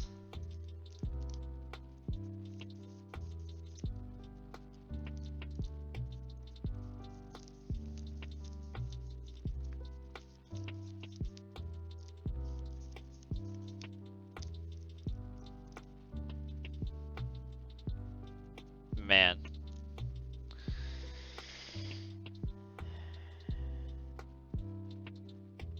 I had the Uro was a growth spiral, I would snap keep it.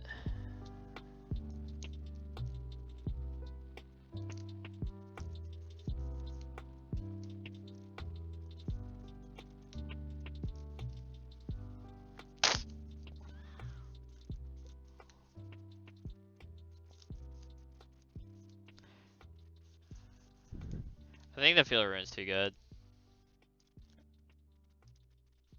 The planes really wrecks our hand. So I've got to put it away. If it was an island, I would keep it and I would ditch the Uro.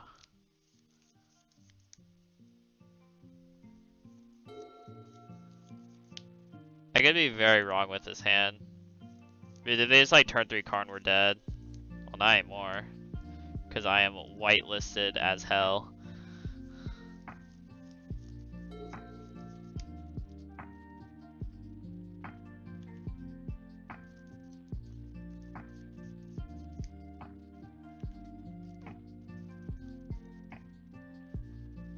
Oh god, this is disgusting. I feel kind of bad. Just drawing literal nutter butters over here. What? I don't think I'm supposed to force a negation it. Even if, what, they're gonna name Field of Ruin?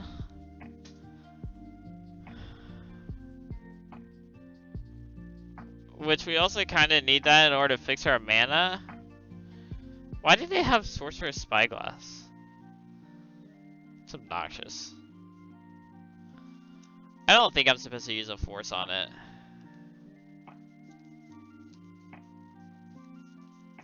It's the only reason. It's not the only reason I kept the hand. I think it made it a keepable 6.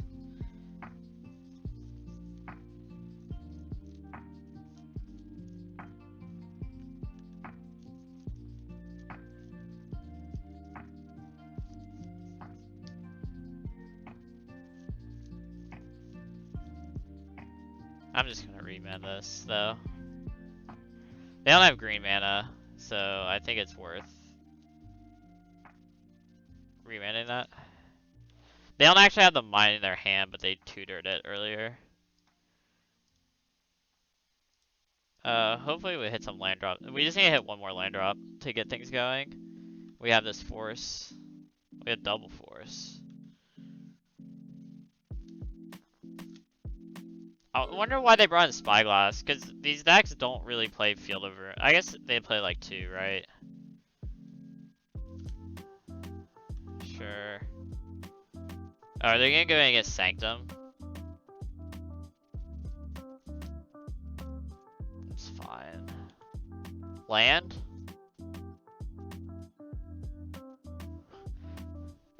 It is a land. By all technicalities, it is a land.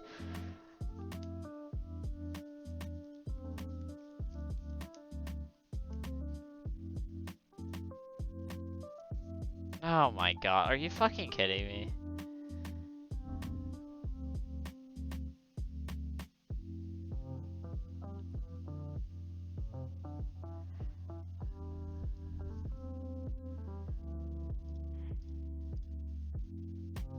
Alright.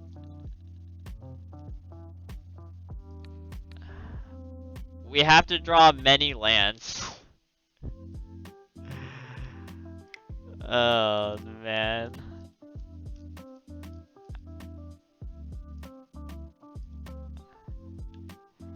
Looks like the good old GG. Not if I draw 2 lands in a row.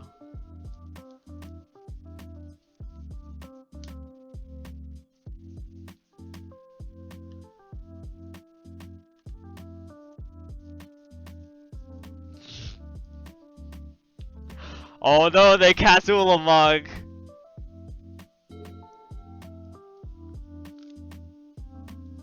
Good thing you let the Spyglass resolve? Well, I didn't know what was in their hand. Also, they've played every land except for the Sanctum.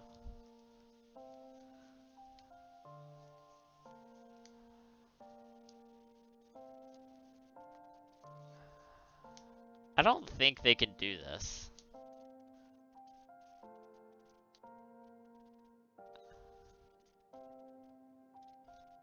Yeah.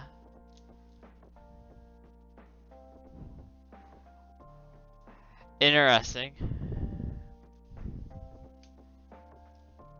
I will gladly take the pile with more cards, cause I have my win con's in the yard. Like my main win con is the Uro, which is right there. So.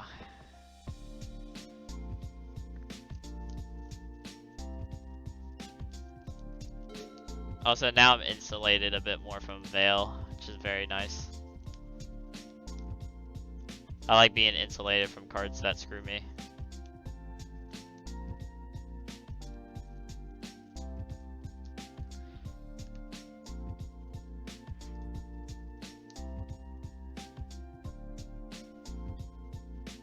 I could just Cryptic and bounce it. Well, bouncing Spyglass doesn't do anything. I guess there's no reason for me to fetch. I don't even want to cast. I guess I should cast Factor Fiction. I don't think there's a reason for me to, but I'll do it anyways. I'll probably just take whatever pile is lands in it.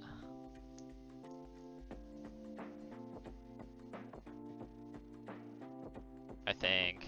Yeah, I'll just.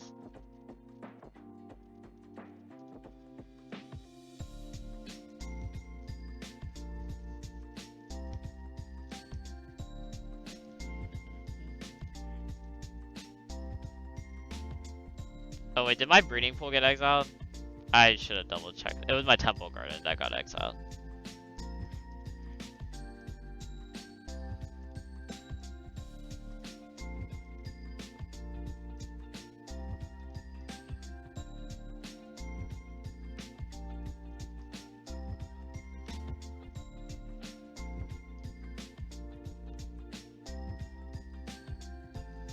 I do not have any more green sources in my deck. I should have fetched a basic with the Misty.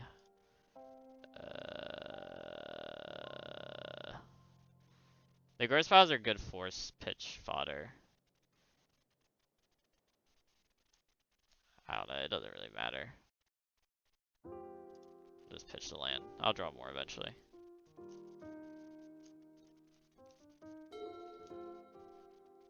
Well, good thing I just ripped 2 lands in a row after they Ulamogged.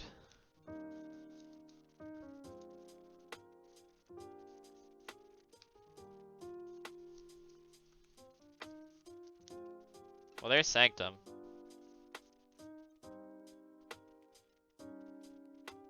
They have 1 card in hand.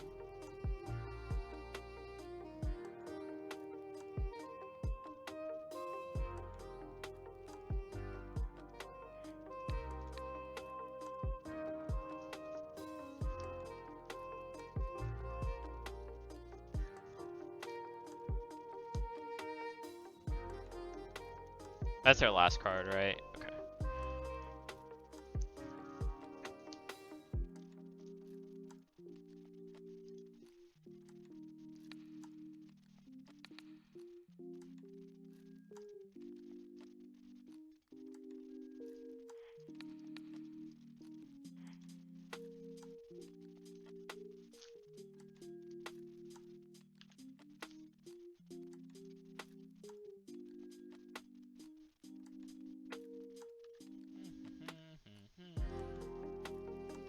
Going through motions. Do do do.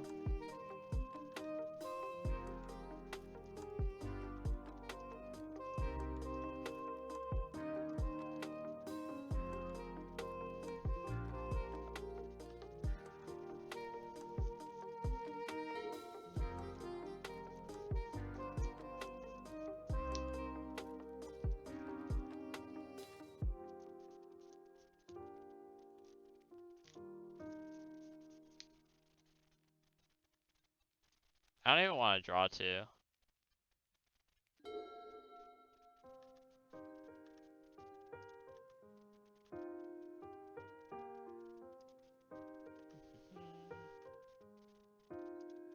I may as well cycle this Uro.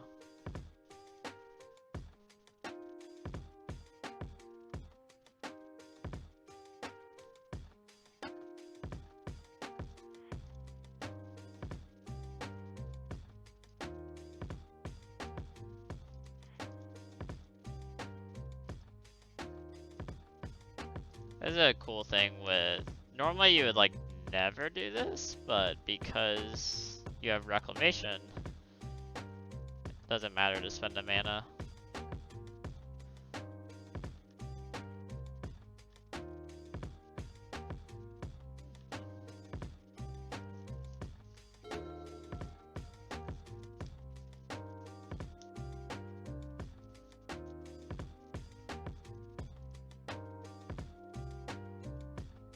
I was gonna counter it.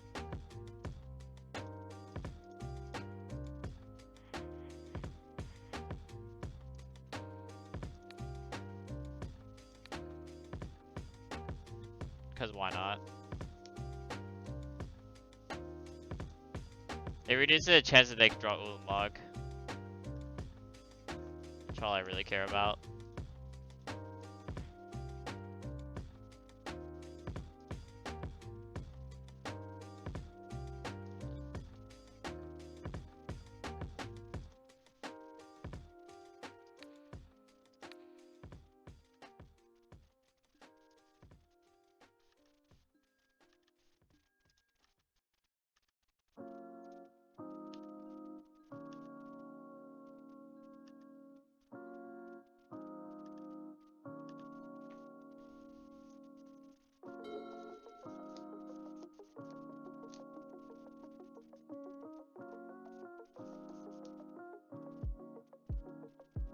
So many outs. Sure.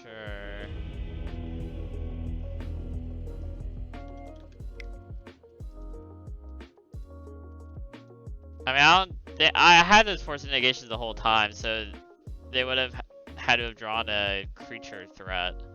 Like, that's the only outs they had after the Ulamog was like drawing a second one, I guess. Or I guess if they drew a Ballista. Worm Coil, I'm not sure if they would have been able to kill me in time. But whatever, I will take it. We're 4-0 and playing for a trophy. Alright. On to play. Playing for a trophy. Good setup. This hand does not have green mana, but we can cycle the Wilt. We have Force of Negation.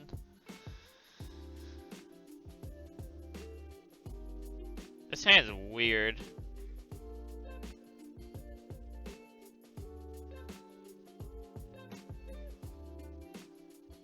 The main thing is I'm gonna play Fielded Down turn 1, and I can't Growth Spiral even if I draw the Forest. I'm just like cycling Wilt, which isn't a bad play.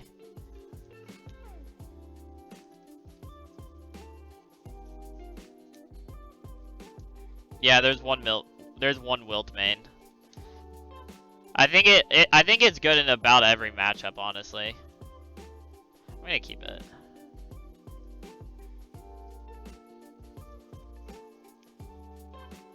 I am gonna play Field of the Dead turn 1 so I can cycle Wilt on turn 2, I think. No, I'll play Hallowed Fountain. Because it gives me the out of drawing the green source, and I don't necessarily have to cycle Wilt on turn 2.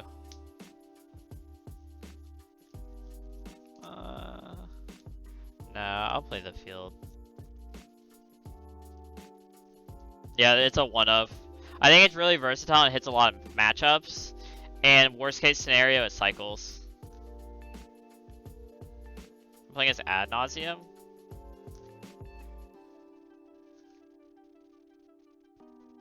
Always punished.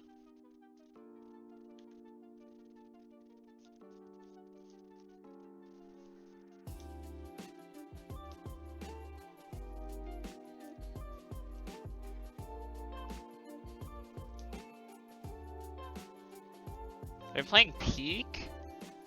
Alright, I don't think we're playing as Ad Nauseam.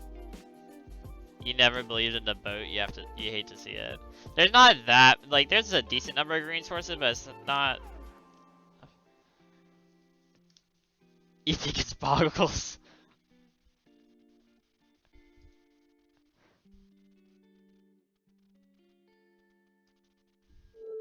Dude, if we're playing as Boggles, it is what it is, dude.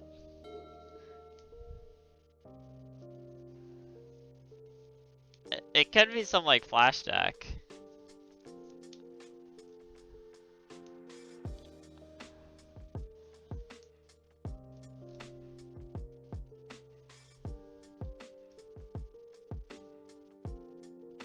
Invisible Stalker Boggles, I swear to God.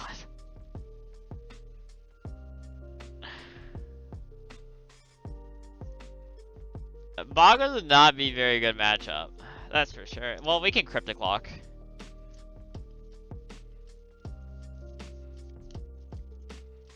Dude, our opponent is super rude. I think I'm cycling the Wilt. I'm probably gonna get punished for it, but I don't exactly know what our opponent is doing, and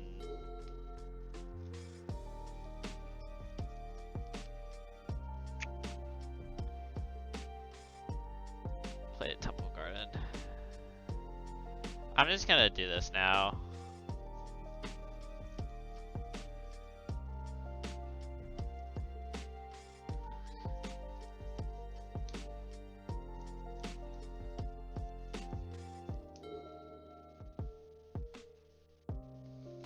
Dude, if you called that shot and they just untapped and slammed Invisible Stalker, I would have shit myself. I mean, it still could be, I guess. They could just play like a Geist Sustain Trap here.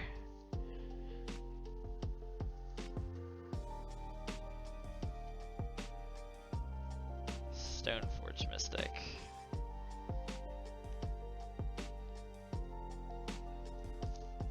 You play against it a couple times, which is why you're winning. That's fair. I mean, we're playing against some, like...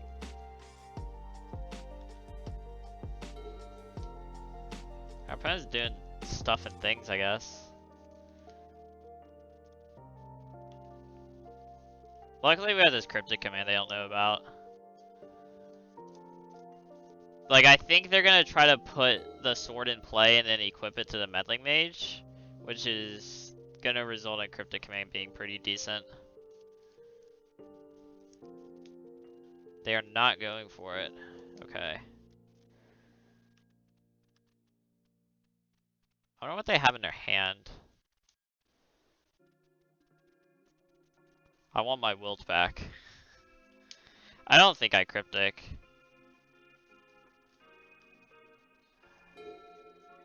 Batterskull, you think they have Batterskull in hand? I mean, I think it's more impossible.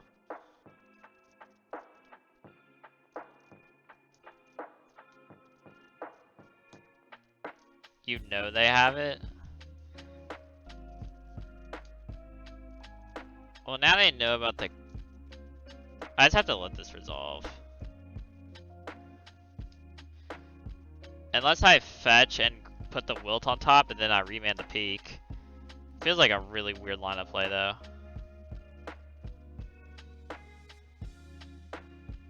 Yeah, I don't like that line of play. I'll just let the peak resolve. I mean, they know I don't have path, so...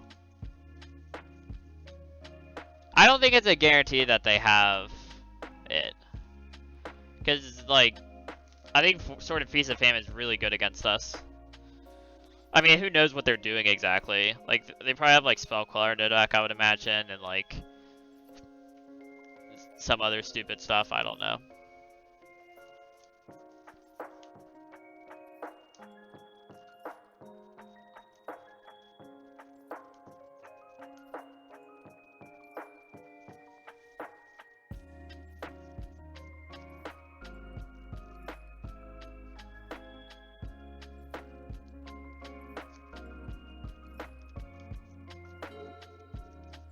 Oh, they definitely have Spell Queller.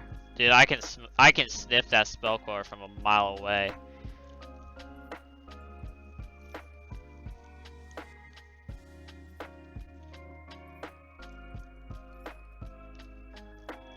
I mean, next turn, if I can get away with not fetching with Mystic Sanctuary, I'm going to take it. Because I start making zombies next turn. And if I can make 2 zombies in 1 turn instead of 1, that's a huge advantage. Though, I guess the wilt is a bigger reason to... because of this.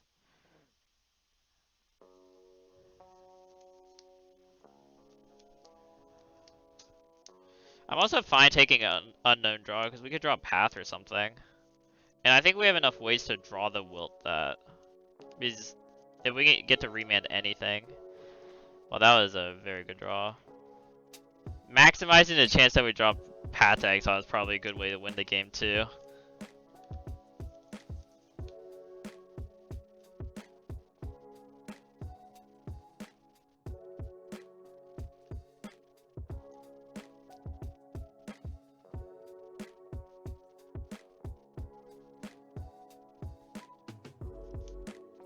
I'm probably having multiple peaks is really interesting. Like Peak plus Meddling Mage, which like is op that much better than Peak is like a real question I think when you're playing a deck where information matters, which is almost every blue deck, because you kind of have to know when you can tap out and when you cannot. Sure. They do not have the Batter Skull.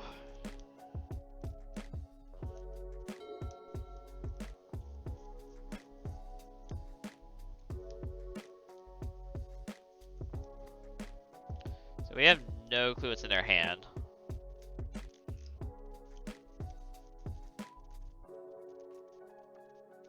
They don't know about this path. Like, the path was our draw step, which is very tilting for them, because it's probably the best draw in our deck. In order to get through damage, they have to equip, otherwise we just get to block all day. Or they can just not attack, that also works. I assume I just put this wilt on top of my deck. I could Path plus Foff here, but I'm not sure that I really want to do that. I could also not fetch and just keep trying to hit land drops. Because they might have Cryptic, so they might be trying to set up like a tap draw. Which if we still can like fetch and put a zombie and play at instant speed, that helps a lot. So I think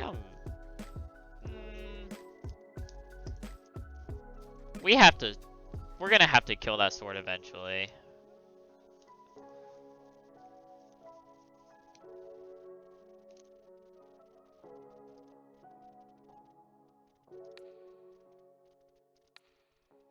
Put wilt on top.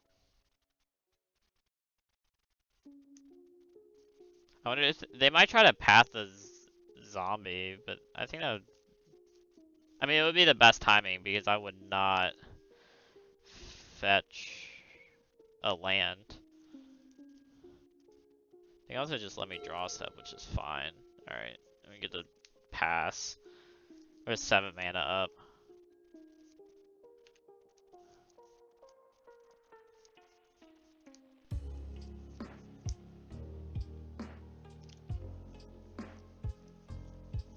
Do they have more equipment? Or are they doing a cryptic line? Vendilion click.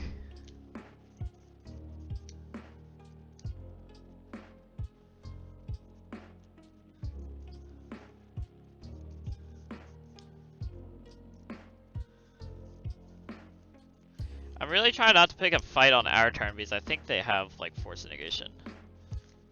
But this kind of forces my hand. This card is annoying. I guess I can. I don't want to cryptic. I'm gonna wilt this.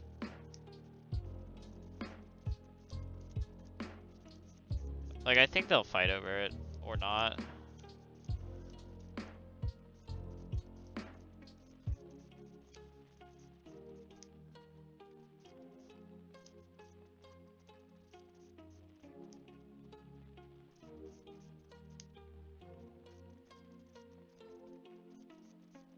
I think I remand.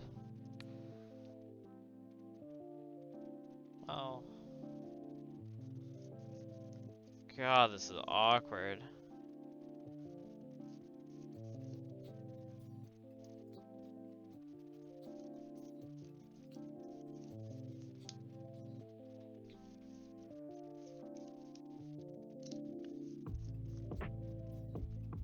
I think they have a Spell Queller. If they have Spell Queller, Force Nation, blue card, how can I play around that? I'm not sure that I can. To be honest.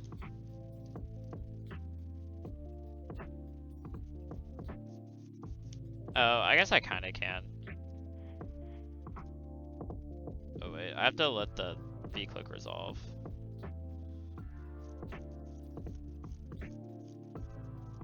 And then path it. And then I remand my path. Oh, that doesn't play around it at all. So I guess my best bet is actually just cryptic here.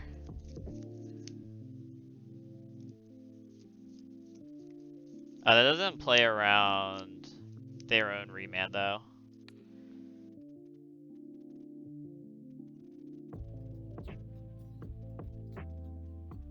Yeah, I'll just remand.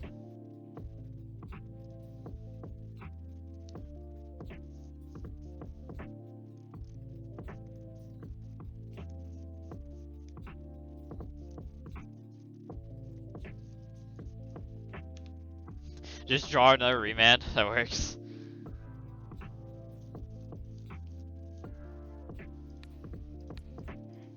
That's a very good draw, actually. It's like pretty annoying for our opponent.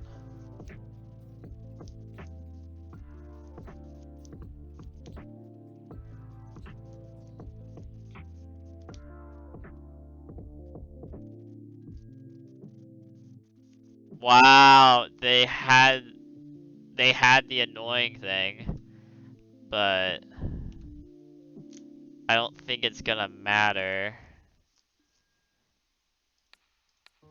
I'm so glad we drew that. Drawing a second remand is a big deal. We have to path the flyer. We can handle the ground. The rest of the stuff doesn't matter.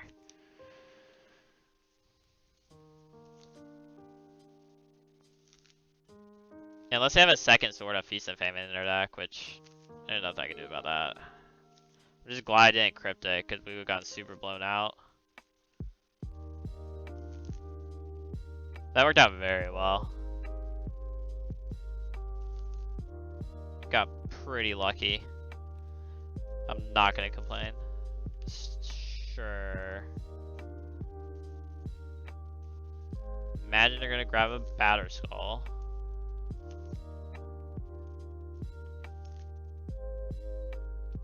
Fire and Ice? Interesting.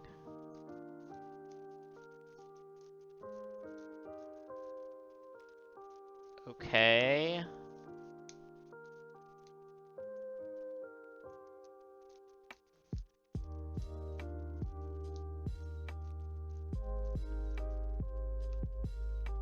Yes.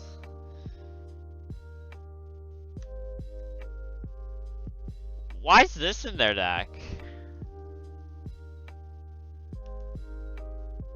What?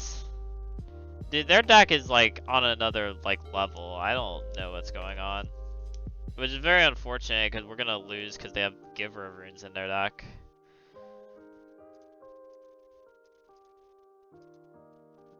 They're too big brain.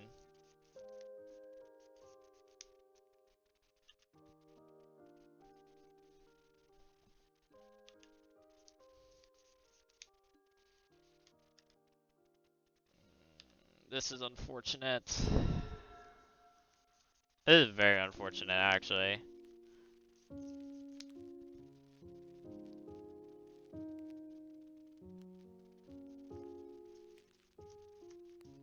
Man, that Giver of Runes is so obnoxious.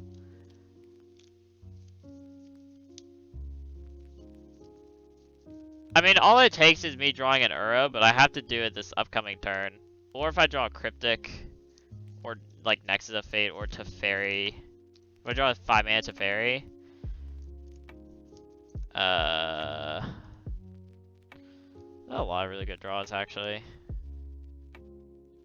Yeah, so this thing's gonna get in for 4. We're gonna take an extra 2 more than likely. I would assume we'll be the ones taking 2 and not one of our zombies. I think it would be weird for one of our zombies to take 2.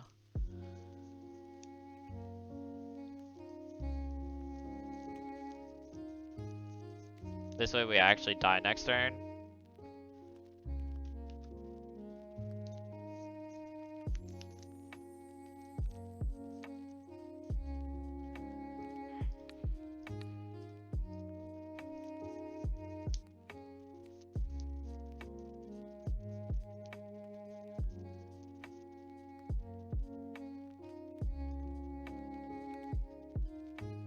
Alright, Duck. There's a lot of really good draws in you. I also should have gotten another blue source. I am getting punished. Actually,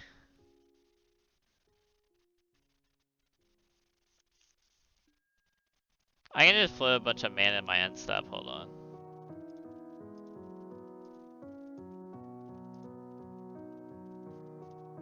Yeah, I'm fine. I'll just float a bunch of mana, and then I can tap this and draw. Or bounce it and draw. And then they can't attack next turn. I think I attack with like 2 zombies. No, I don't think I attack with any zombies.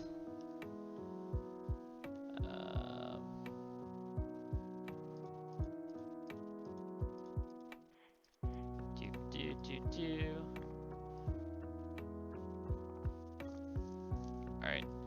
Return target permanent to its owner's hand and draw a card.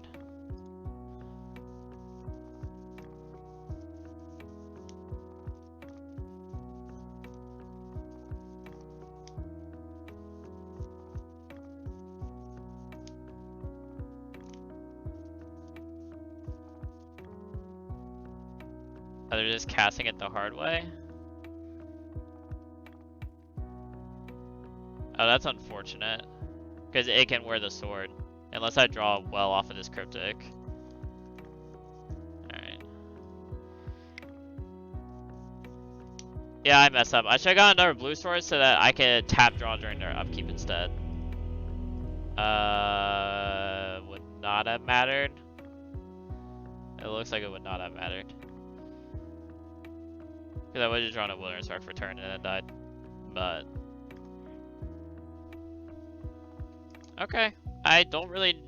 I mean, like, I have a general idea of, like, the flash elements of our opponent's deck, but... I probably could have played better. Well, I definitely could have played better. Like, I realize mistakes I've made, but...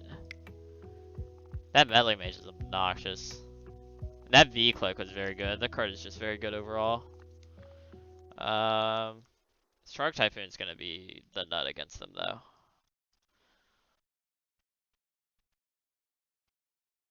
In terms of what's bad.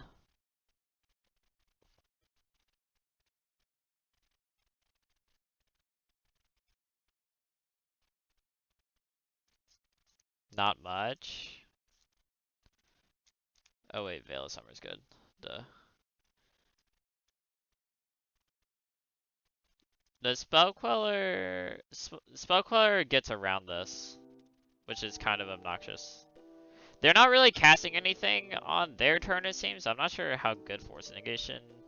Like, I think it's cuttable to some degree, just based on the way they're playing. I'm not sure if I can tap out for three mana for Uro on my turns. I feel like that feels like a way that I lose the game a decent percentage of the time. Plus, they can just bounce it, which is annoying. I think Reman's good though. 7 mana for Next Fate probably isn't great. We can do it at instant speed, which is cool, but it's the only real cool part about it. I think Veil might not be. Oh wait, Peak. Veil just straight up counters Peak. That's hilarious. Yeah, I'm not sure if I want any of these forces because they're not casting. They're not going to be casting their equipment. They're going to be putting it in play. There's a possibility I'm supposed to actually cut another Uro.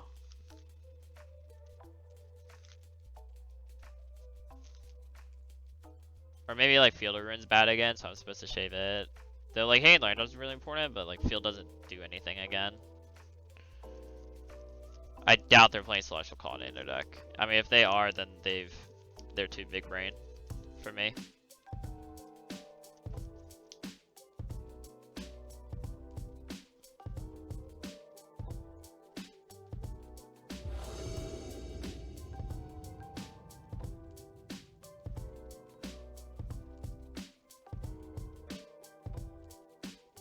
Turn 2 Remand seems good against them, but the rest of the hand doesn't do anything, so I'm gonna mulligan.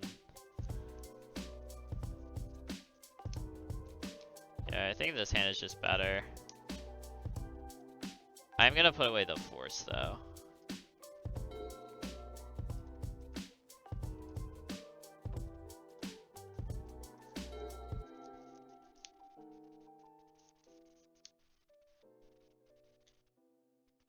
I think I just have to keep everything else.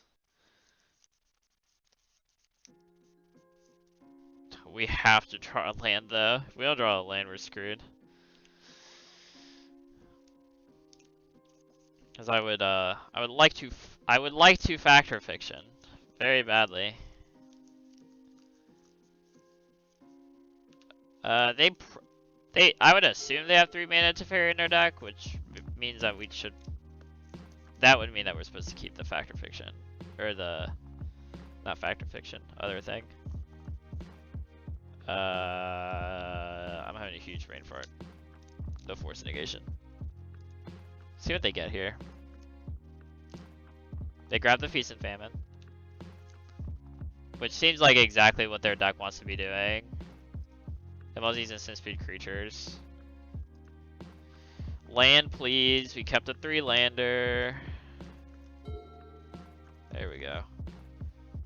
I think I Factor Fiction their upkeep. Well, so if I Factor Fiction now, I can get Force Negation, which would be pretty bad. If I do in their upkeep, I can get Mystical Disputed, or Flusterstormed, or Spell Pierced. I don't want to let them go to their main phase.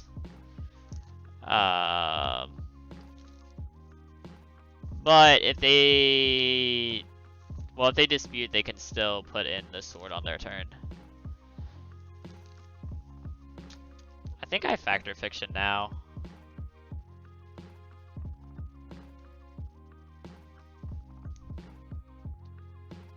This is weird. Yeah,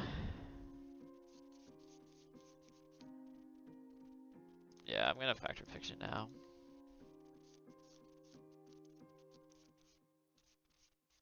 Okay, it just resolved, which is good.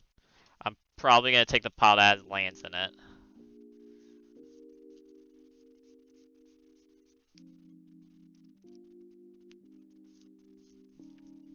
If they separate it like that, I'm just gonna take the one with more cards in it. I hope they do this. Yeah, I think I'm just taking the one with more cards in it. Even though Shark Typhoon would be very good against this Feast and Famine here, I have Path to Exile. So I will take the pile with more cards in it.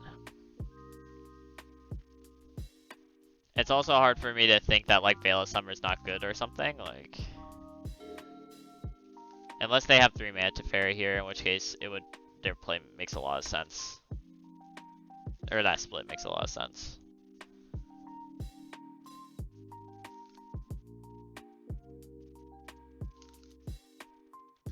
Okay.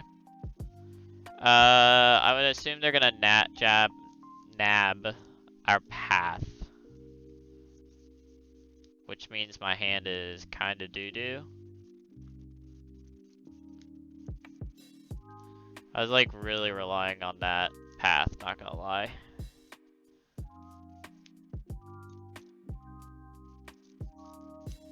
They took the Teferi? That's interesting. Huh. I really didn't expect that.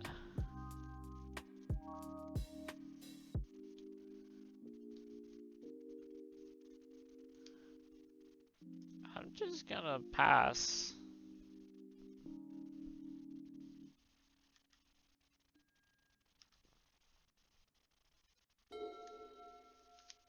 I guess their plan is probably to play Drago here.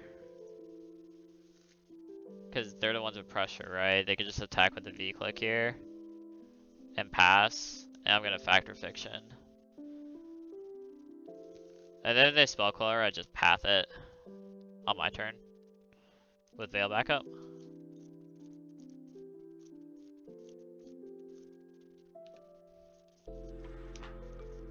Which is not a huge deal to me.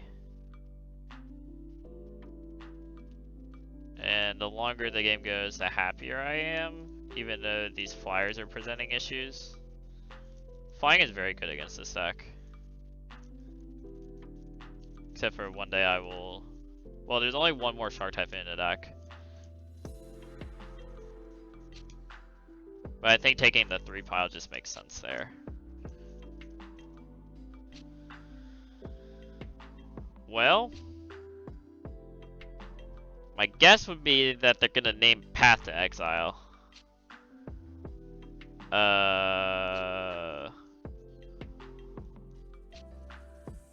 They might name Foff.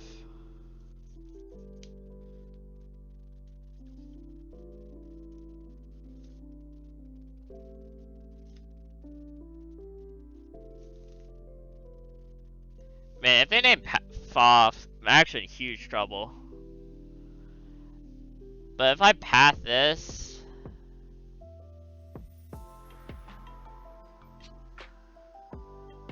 Man, this is bad. This is a really bad spot.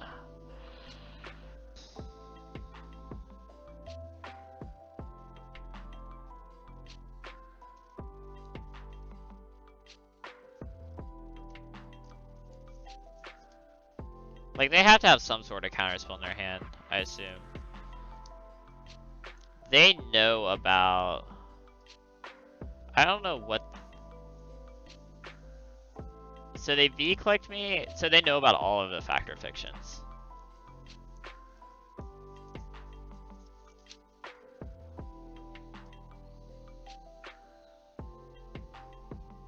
I think I have to get rid of this.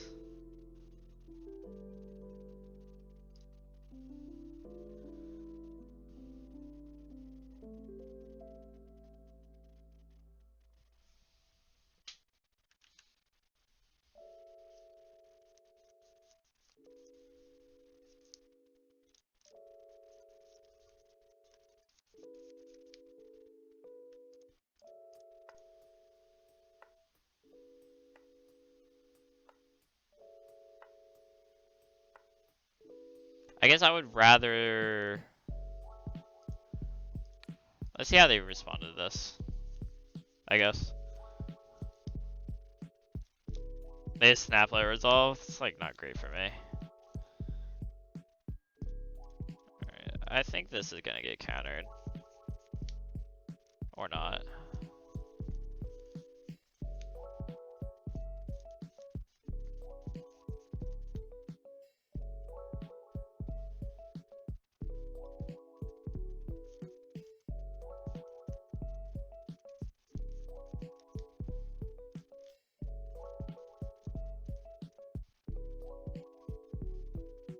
like not great for me.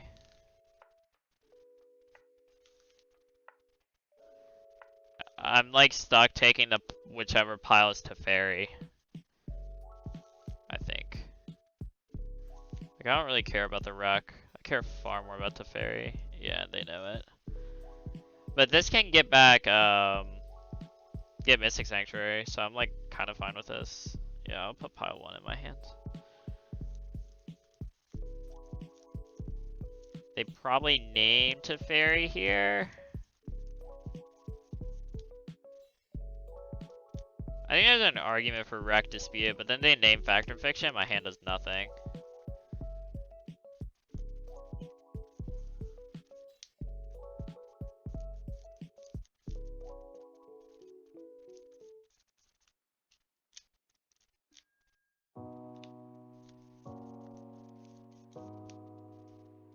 Like if they put the fetch in the other pile, I think I'm taking the whichever pile's fetch in it because of Mystic Sanctuary.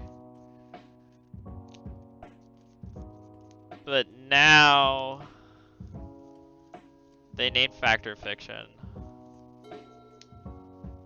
That Cryptic was such a good draw.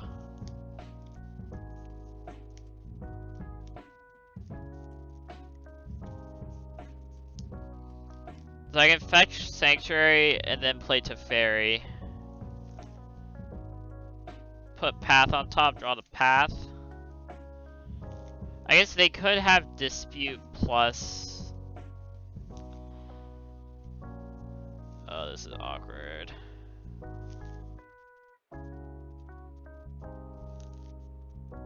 Or I Cryptic on their turn. They counter it, I Veil. Or I could just cast Veil right now. For no value. Just to make sure that my turn is uninterrupted.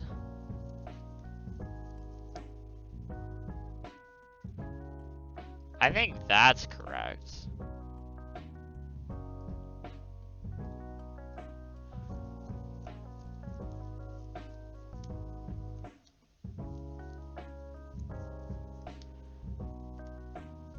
Yeah, let's do that. I'm gonna slam this Veil here.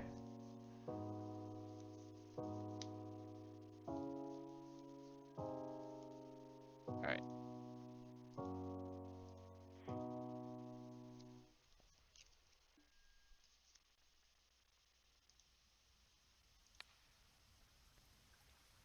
Put Path on top.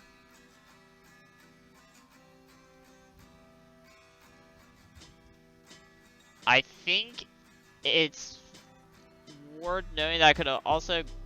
No, Gristfire doesn't work. And let's plus here.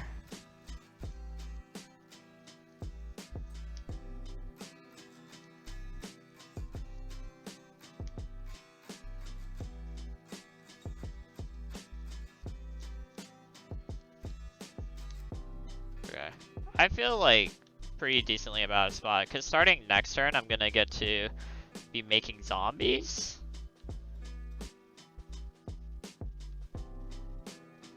I mean, it's not like great against the Feast and Famine.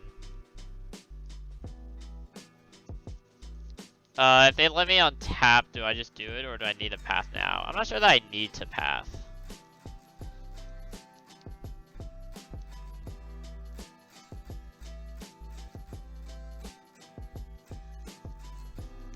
But if...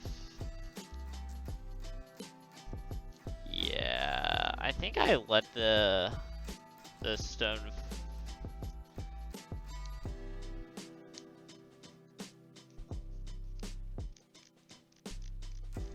Well, no, because if I path now, there's a 0% chance that they can... But I don't want to give them the extra mana, like that's a big deal here, I think.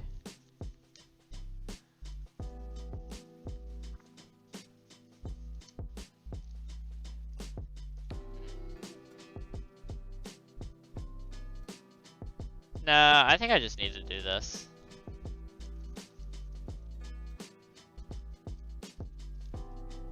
Yeah. They can hit me with the... Oh no! I got played, dude. That sucks.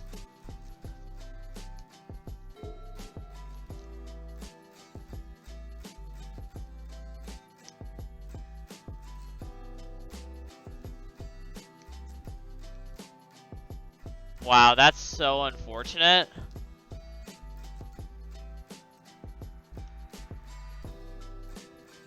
I guess I just wasn't supposed to path there. That's mega unfortunate. That was a good draw.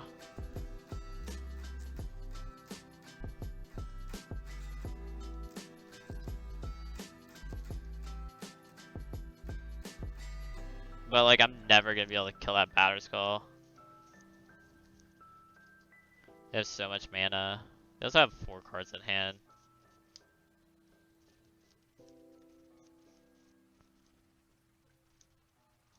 That's annoying.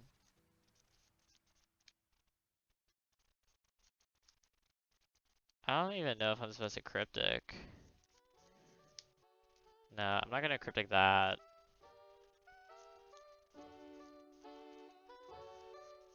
I did Cryptic the back half though. Or at least try to. Counter draw. I could bounce the Germ.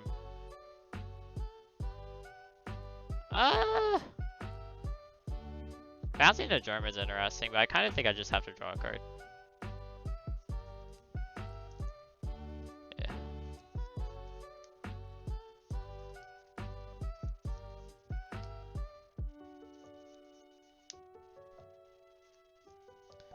I think I can beat the Batter Skull, but I can't beat the Feast and Famine.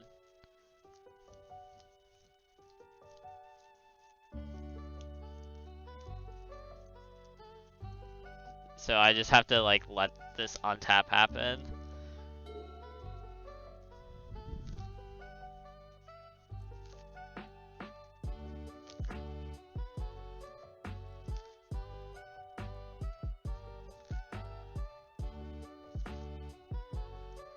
Cause I just like I can't beat the Feast and Famine. I can chump block the Batter Skull all day, but I can't chump block it if there's a Feast and Famine on it.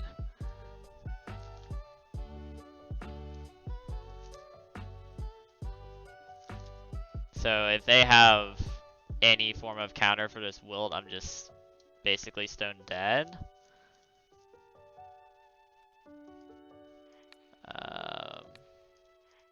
Yeah. Hopefully they don't have it. I mean, any counter, and this just fails. Doesn't matter what type of counter it is. Could be a Spell Queller. Yup. And that's an argument for doing it on that end step, I guess.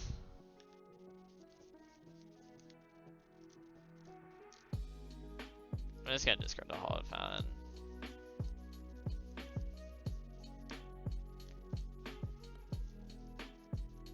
There's like so many things I have to draw.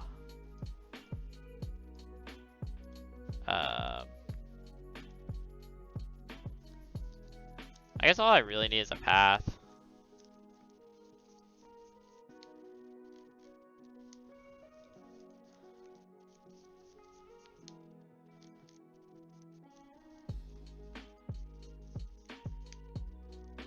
You just put path versus I'm taking it. That can't be right, yeah. You can't give me both. You're giving me a land? For free? Interesting.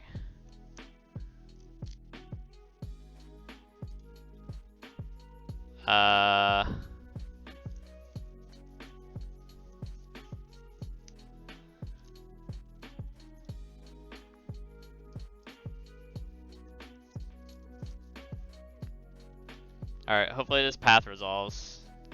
I'm gonna path in their upkeep. Path this Spell Queller.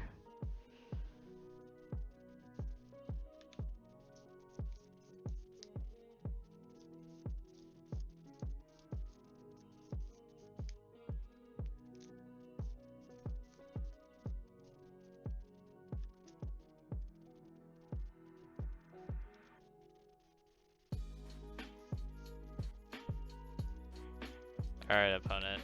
Please don't have anything.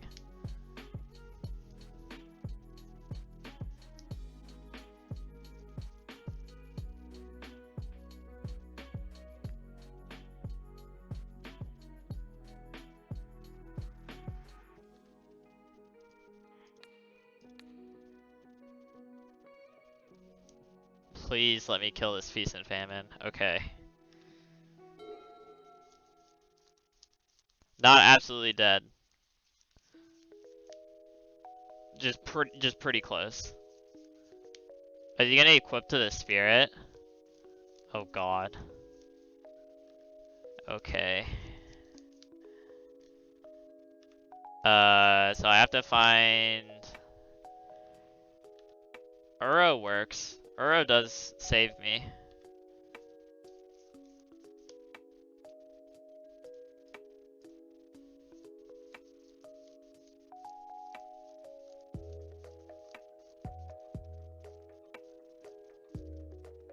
Oh no.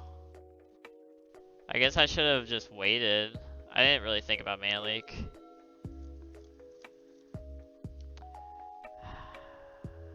If I just wait till my turn, I probably win. Oh, I didn't think about mana leak.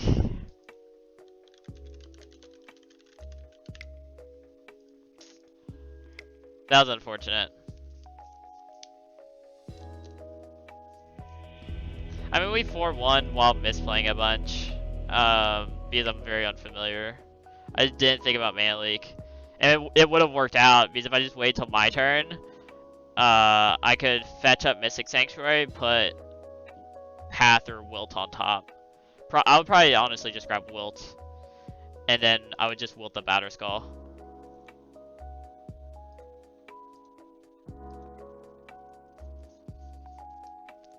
Oh, I did not think about mana leak. That sucks. Actually, I would probably Path. I think I would Path the Spirit. Because I can chump block this all day. I can just keep doing that. It's not a big deal. Whereas I can't ever block this Spirit. That's unfortunate. Yeah, I just didn't think about mana leak. But I can't complain about 4-1 the first time playing the deck. The deck is very hard to play. Yeah, hopefully we can get there next time.